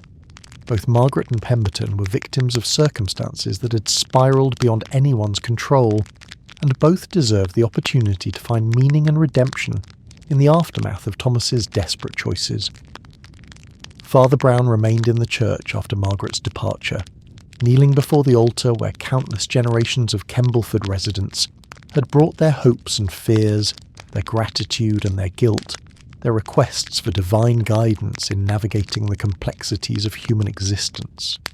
The altar candles burned with steady flames that seemed to embody the persistence of hope through darkness, the promise that even the most tragic circumstances could be transformed through understanding forgiveness and practical charity. As he prayed, Father Brown found his thoughts turning to the broader implications of Thomas Whitmore's story. The merchant's tragedy was not unique. Throughout history, fundamentally decent people had found themselves making increasingly compromised choices when confronted by pressures that seemed to exceed their capacity to respond honourably. The transformation from victim to victimizer, from someone seeking help to someone exploiting others' vulnerabilities, represented a moral fall that was both completely understandable and utterly devastating. What made Thomas's case particularly poignant was the way it demonstrated how isolation could transform manageable problems into insurmountable crises. If the merchant had been able to discuss his financial difficulties with his wife, his pastor, or even his fellow members of the Chamber of Commerce, alternative solutions might have been discovered that didn't require moral compromise. Similarly, if Charles Pemberton had been able to acknowledge his business irregularities before they became too large to hide, arrangements might have been made to protect his investors while allowing him to maintain his integrity. The lesson, Father Brown reflected as he rose from his knees and prepared to return to the rectory, was not that human nature was fundamentally corrupt, but rather that human beings were not designed to carry certain burdens alone. The community structures that had evolved over centuries, families, churches, professional associations, neighbourhoods, existed precisely to provide the kind of support that could prevent individual difficulties from metastasizing into larger tragedies. Tomorrow's conversation with Margaret would be the first step in a process designed to restore those community connections, to transform individual guilt and isolation into shared responsibility and mutual support. The money that Thomas had hidden beneath his shop's floorboards would be returned to Charles Pemberton, but more importantly, arrangements would be made to address the underlying financial irregularities that had made the blackmail scheme possible in the first place. The evening bells began to chime as Father Brown locked the church doors behind him, their bronze voices carrying across Kembleford's rooftops with the same patient persistence they had maintained for generations. Tomorrow would bring difficult conversations and complex negotiations, but tonight the ancient rhythms of prayer and rest would provide the foundation for whatever challenges lay ahead. In his study at the rectory, surrounded by books that contained centuries of accumulated wisdom about human nature and divine mercy, Father Brown settled into his familiar chair beside the fireplace and opened his breviary to the evening prayers that would conclude another day in his long ministry of understanding and forgiveness. Outside, the town of Kembleford settled into its own evening routine, unaware that tomorrow would bring revelations that would test the community's capacity for both justice and compassion in equal measure. The priest's final thought before closing his eyes in prayer was a simple petition for wisdom in the work that lay ahead.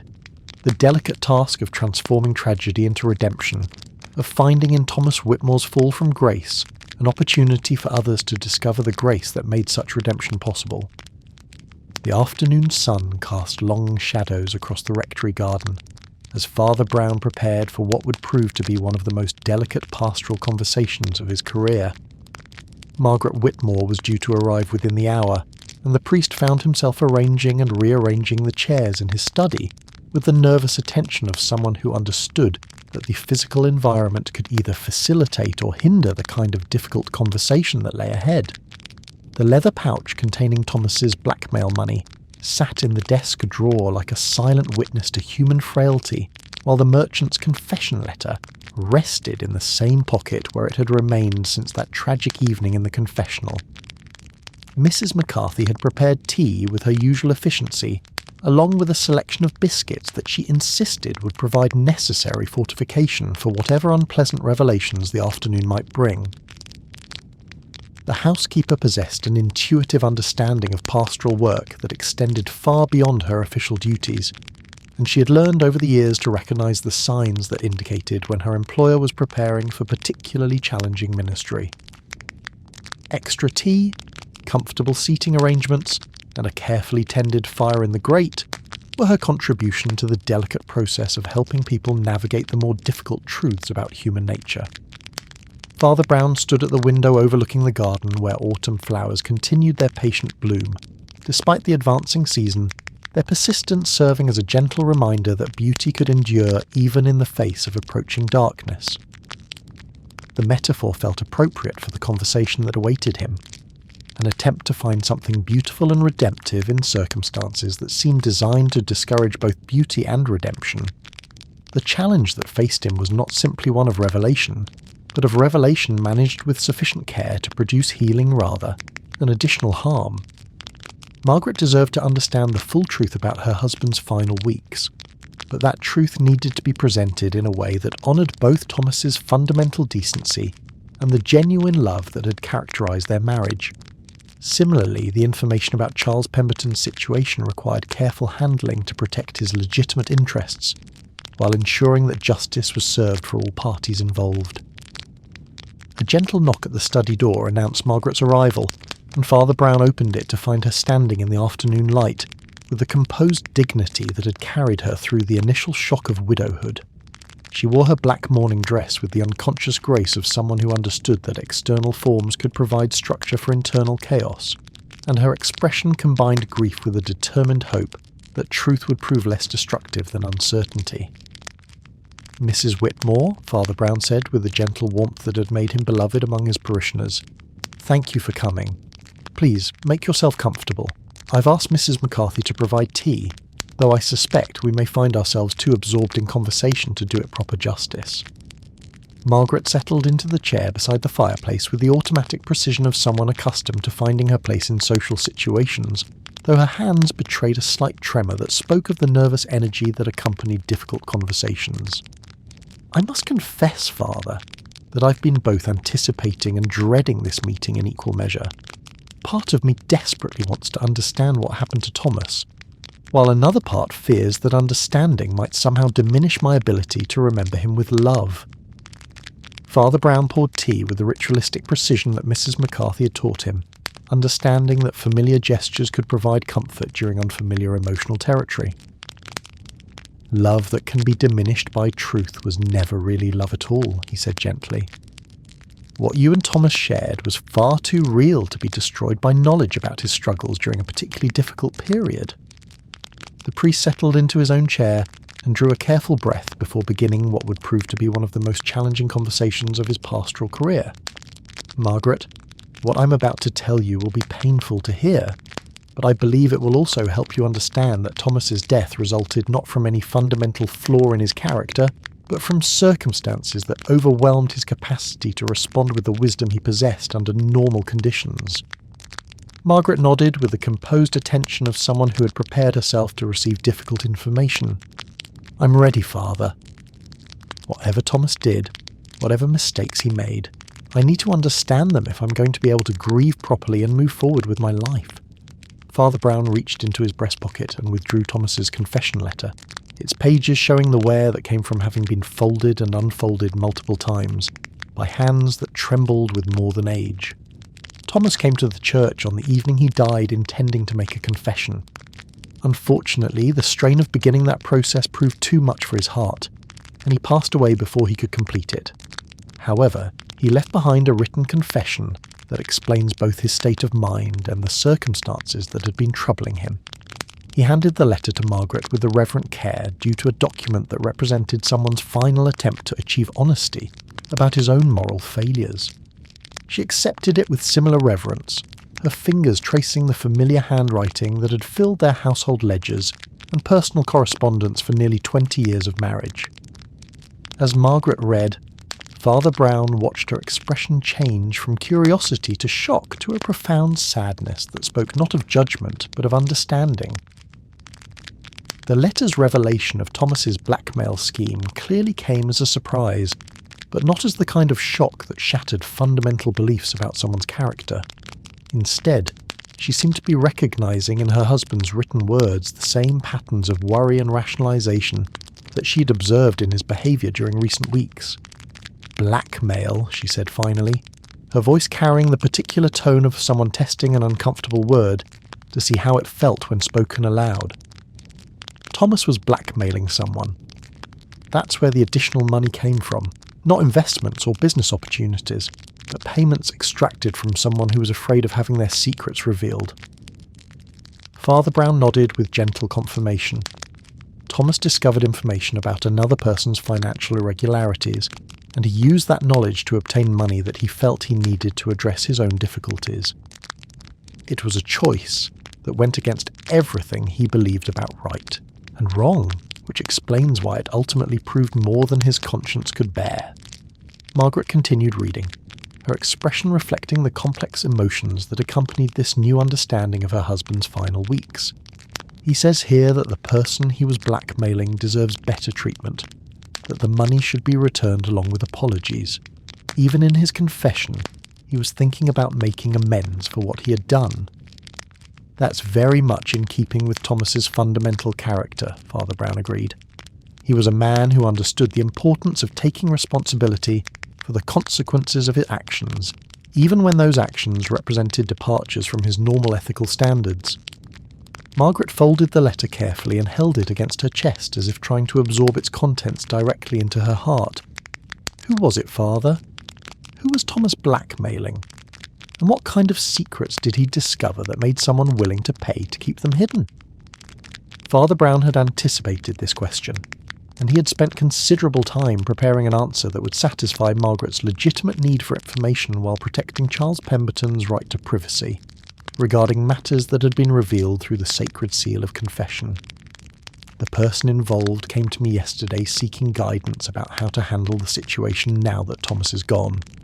Without violating the confidentiality that protects such conversations, I can tell you that they are genuinely remorseful about the circumstances that made them vulnerable to Thomas's demands, and they are eager to cooperate in any efforts to make proper amends. Margaret considered this information with the practical intelligence that had made her an effective partner in building the family business. Are we talking about someone here in Kembleford? Someone we know personally? Yes to both questions, Father Brown confirmed. Someone who has been part of this community for years, someone whose fundamental decency has been compromised by circumstances that spiralled beyond their control. Very much like Thomas himself, actually. A good person who found themselves making increasingly poor choices when confronted by problems that seemed to have no honourable solutions. The priest rose from his chair and walked to the window, gazing out at the garden where late afternoon light was beginning to take on the golden quality that marked the transition from day to evening.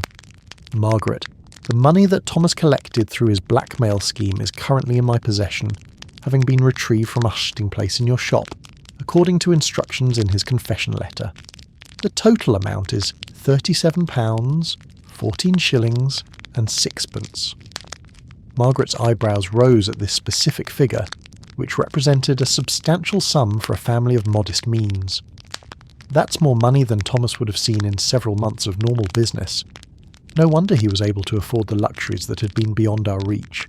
But Father, what happens to that money now? Does it simply get returned to whoever paid it?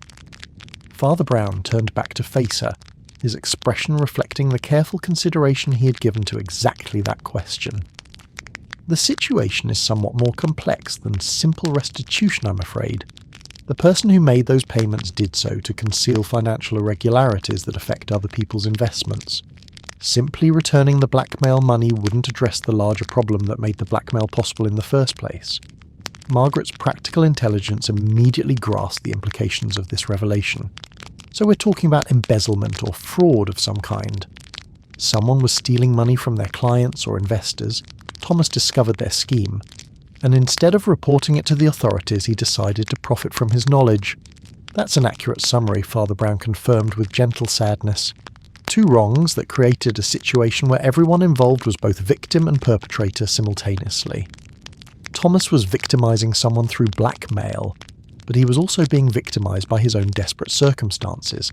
His blackmail victim was being exploited, but they were also exploiting others through their financial irregularities. Margaret sat quietly for several minutes, processing this complex moral landscape, while the fire crackled softly in the grate and afternoon light continued its gradual transition toward evening. Father Brown allowed her the time she needed to work through the implications, understanding that some truths required careful mental digestion before they could be properly absorbed. "What would you recommend, Father?" she asked finally. "What would Thomas want us to do if he were here to guide these decisions himself?" Father Brown felt a surge of gratitude for this question, which demonstrated Margaret's fundamental understanding that the goal was not to punish anyone for past mistakes, but rather to find a path forward that honoured the best instincts of everyone involved. "I believe Thomas would want us to find a solution that addresses the harm caused, while providing opportunities for everyone to make a fresh start based on honest foundations." The priest returned to his desk and withdrew from the drawer not only the leather pouch containing Thomas's blackmail proceeds, but also several sheets of paper covered with notes and calculations that represented his preliminary thoughts about how the situation might be resolved. "I've been giving considerable thought to a plan that would accomplish several goals simultaneously. Return the blackmail money, address the underlying financial irregularities, protect innocent investors from loss, and provide everyone involved with opportunities to rebuild their lives on more solid ground." Margaret leaned forward with the focused attention that had made her such an effective business partner. "Tell me about this plan, Father. I want to understand exactly what would be involved, and what role I might play in making it work." Father Brown spread his notes on the small table between their chairs, creating an impromptu conference area where moral philosophy could intersect with practical problem-solving. "The heart of the plan involves using Thomas's confession as the foundation for a voluntary restitution process that would allow everyone involved to cooperate in healing the damage without requiring criminal prosecution or public scandal." He pointed to a series of figures that represented his understanding of the financial relationships involved. "The person Thomas was blackmailing owes approximately £200 to various investors who trusted them with their savings. The £37 in blackmail payments represents only a small fraction of that debt, but it could serve as the foundation for a larger fund designed to make those investors whole." Margaret studied the figures with the sharp eye she had developed through years of managing household finances during periods of varying prosperity. How would the larger fund be created? Even if we add Thomas's blackmail proceeds to whatever resources this person might be able to contribute personally, that's still likely to leave a significant shortfall. "That's where community involvement becomes essential," Father Brown explained with growing enthusiasm for a plan that was taking clearer shape as he discussed it. "Kembleford has always been the kind of place where people look out for each other during difficult times. If we can present this situation as an opportunity for the community to demonstrate its values, rather than as a scandal to be hidden, I believe we can find ways to bridge the gap between what's owed and what can be repaid immediately." Margaret's expression showed both interest in the plan's possibilities and concern about its practical implementation. "But Father, wouldn't that require revealing the details about what happened? How can we ask the community for help without explaining why help is needed?"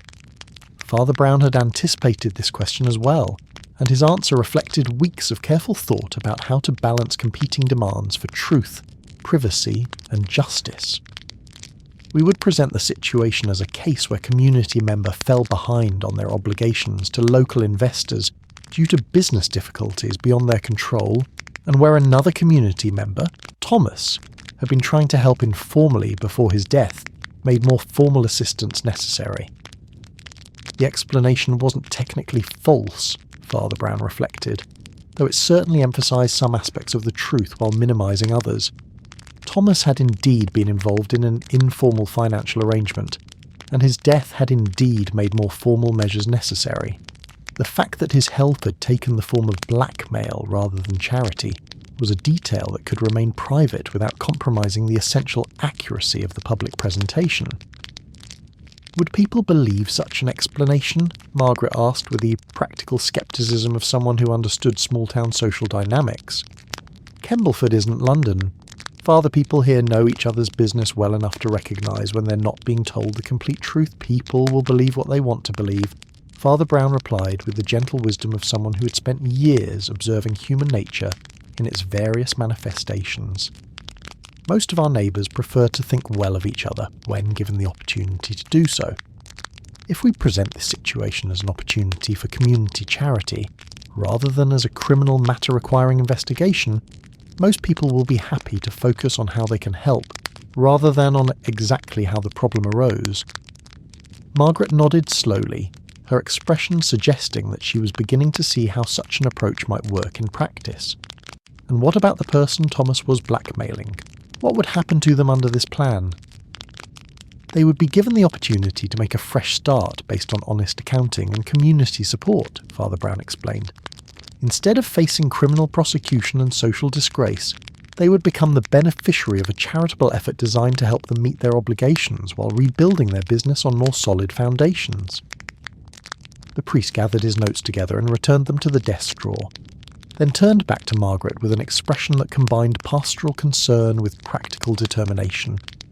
Margaret, before we go any further with this discussion, I need to ask whether you would be comfortable participating in such a plan. It would require you to take an active role in presenting Thomas's involvement in positive terms, even though you now know that his actual behaviour was morally questionable. Margaret considered this question with the serious attention it deserved, weighing her desire to honour her husband's memory against her commitment to honesty and justice. Thomas made mistakes during his final weeks, she said finally. But those mistakes don't erase 20 years of decent behaviour or define the man he really was. If this plan offers a way to address the harm he caused, while also honouring his fundamental desire to take responsibility for his actions, then yes, I would be comfortable participating. Father Brown felt a profound sense of relief at this response, which confirmed his belief that Margaret possessed both the moral courage and practical wisdom necessary for the delicate work that lay ahead. Then I suggest we arrange a meeting with the other person involved, so that all parties can discuss the details and ensure that everyone understands their role in the process. As if summoned by the mention of such a meeting, a soft knock at the study door announced an unexpected arrival. Father Brown opened it to find Charles Pemberton standing in the hallway, his hat in his hands and his expression reflecting the particular mixture of hope and anxiety that accompanied desperate circumstances. "Father Brown," Pemberton said with the careful politeness of someone who wasn't certain of their welcome. "I hope I'm not intruding, but I found myself unable to concentrate on anything except our conversation yesterday. I keep thinking there must be something I can do to help address this situation, some way to make amends that goes beyond simple restitution."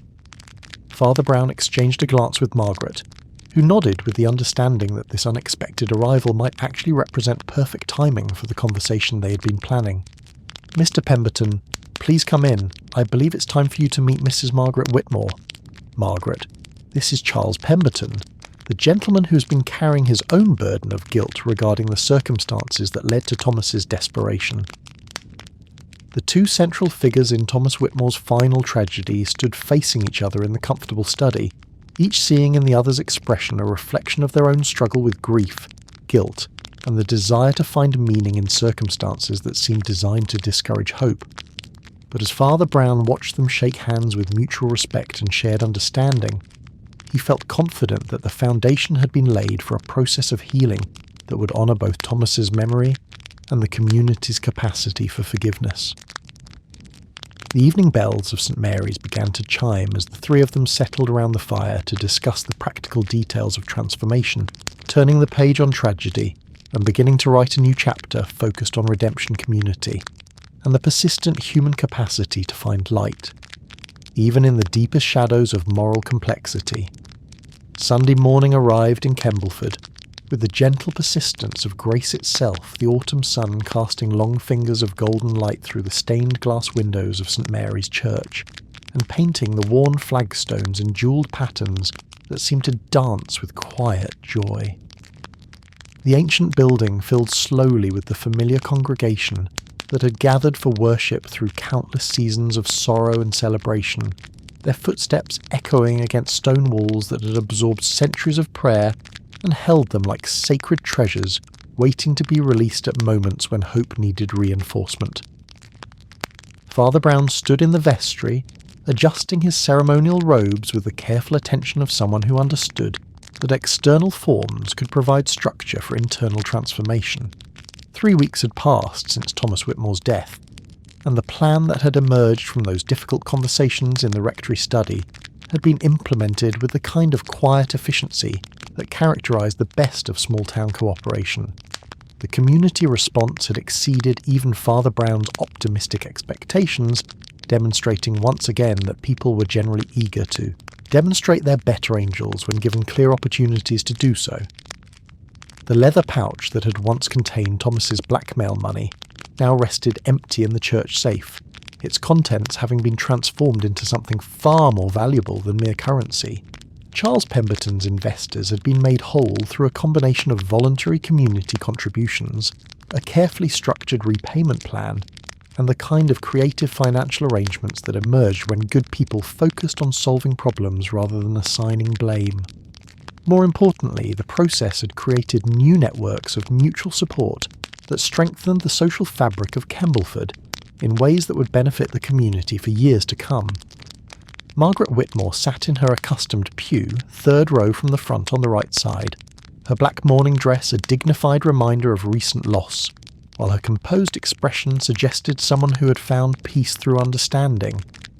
Beside her sat Charles Pemberton and his wife Elizabeth, their presence in Thomas's family pew serving as a visible symbol of reconciliation and shared commitment to moving forward together.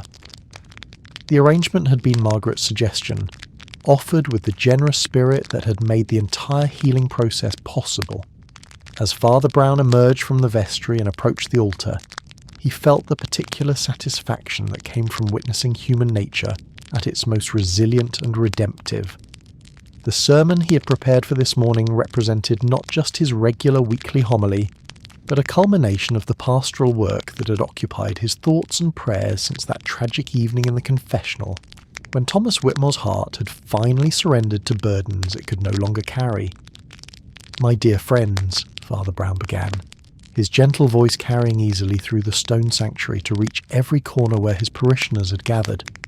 "This morning I want to speak with you about the mystery of forgiveness, not the simple forgiveness that we extend to minor slights and everyday disappointments, but the deeper forgiveness that transforms tragedy into redemption and makes new life possible, even in the presence of profound loss."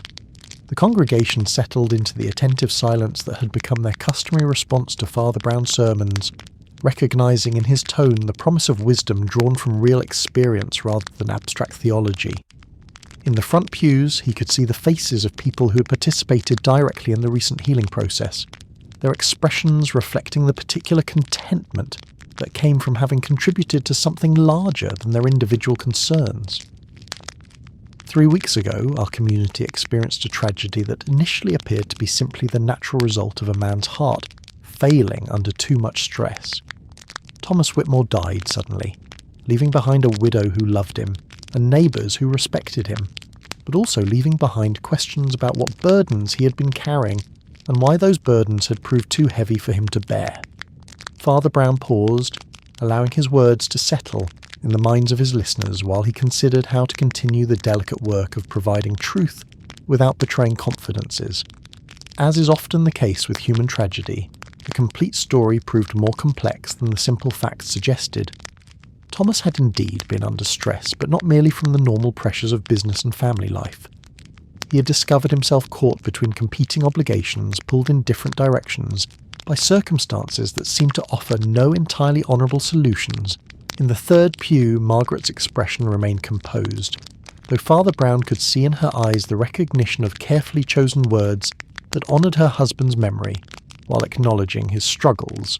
Beside her, Charles Pemberton sat with the stillness of someone who understood that public redemption required accepting responsibility without demanding exoneration.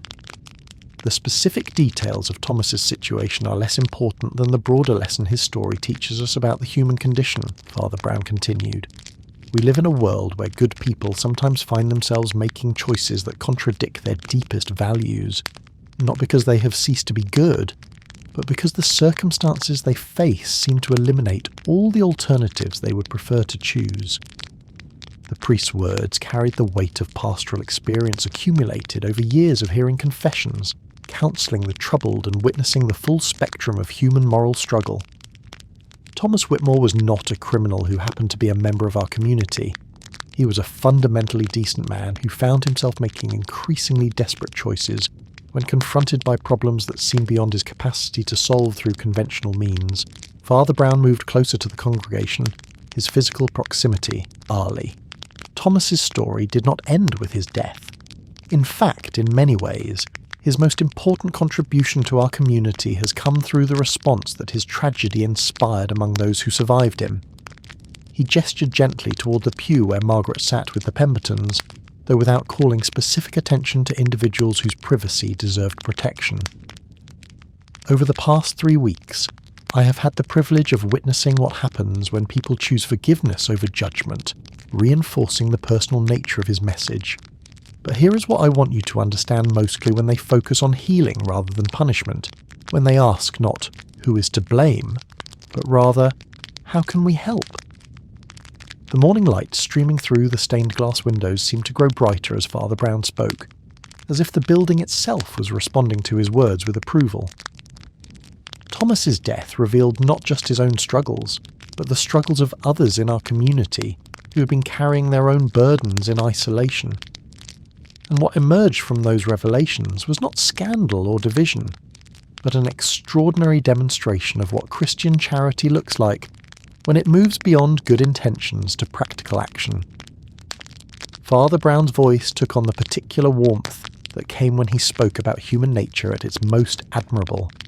I have seen neighbours contribute money they could barely afford to spare in order to help someone they barely knew avoid the consequences of mistakes made in desperation. I have seen a widow choose compassion over bitterness, forgiveness over resentment, understanding over judgment. I have seen people who had been victimized by circumstances choose to become agents of healing rather than demand retribution. The congregation listened with the absorbed attention that indicated Father Brown had successfully connected abstract moral principles to concrete experiences they could understand and relate to their own lives. This was practical theology at its most effective, wisdom that emerged directly from human experience, and could be applied immediately to the kinds of problems that real people faced in their daily existence. The money that changed hands during Thomas's final weeks has been restored to its rightful purposes, Father Brown continued, but more importantly, the relationships that were damaged by fear and desperation have been healed through the same process that made financial restitution possible. Trust has been rebuilt, not despite the tragedy we experienced, but because of the way we chose to respond to that tragedy. As Father Brown prepared to conclude his sermon, he found himself thinking about the broader implications of what had transpired in Kembleford over the past 3 weeks. Thomas Whitmore's blackmail scheme could have destroyed multiple lives, ruined several families, and created lasting divisions within the community. Instead, it had become the catalyst for an extraordinary demonstration of human resilience, wisdom, and practical charity. "My friends," he said with quiet conviction, Thomas Whitmore's final gift to this community was not the money he tried to hide, or the secrets he discovered, but rather the opportunity he created for all of us to demonstrate what we truly believe about forgiveness, redemption, and the possibility of new beginnings, even in the presence of past mistakes.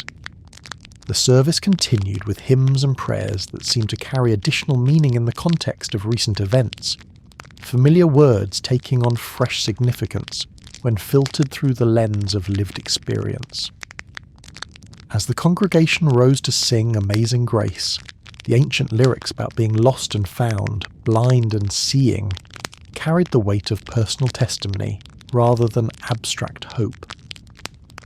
After the service, Father Brown lingered in the churchyard as his parishioners departed, accepting the quiet thanks and gentle handshakes that represented their appreciation for pastoral work that extended far beyond Sunday morning sermons.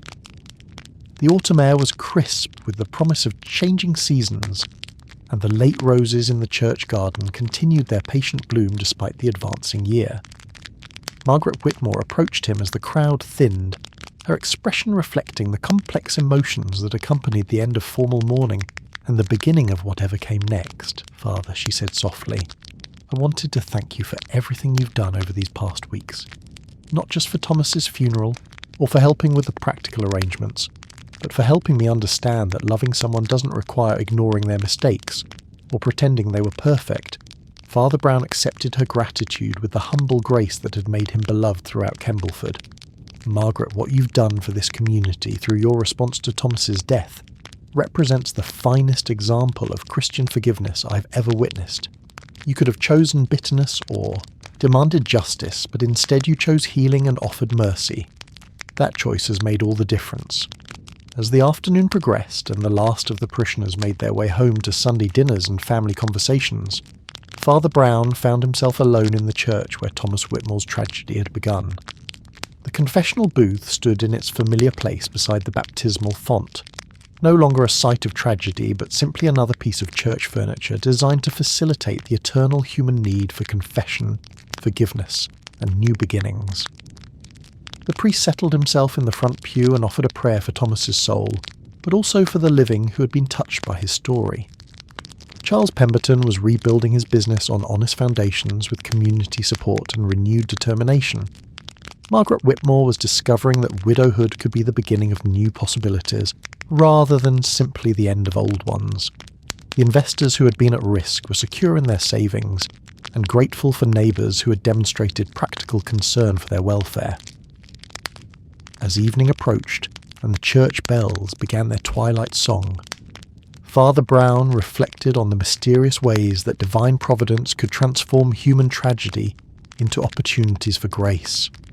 Thomas Whitmore's moral failure had become the catalyst for moral triumph, his death the occasion for renewed life throughout the community he had served and loved despite his final, desperate mistakes.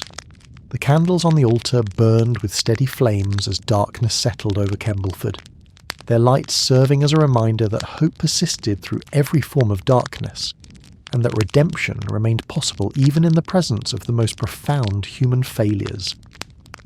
In the confessional where Thomas Whitmore had died seeking forgiveness, peace had been restored not through the absolution he had been unable to receive, but through the forgiveness his community had chosen to offer in response to understanding his story completely.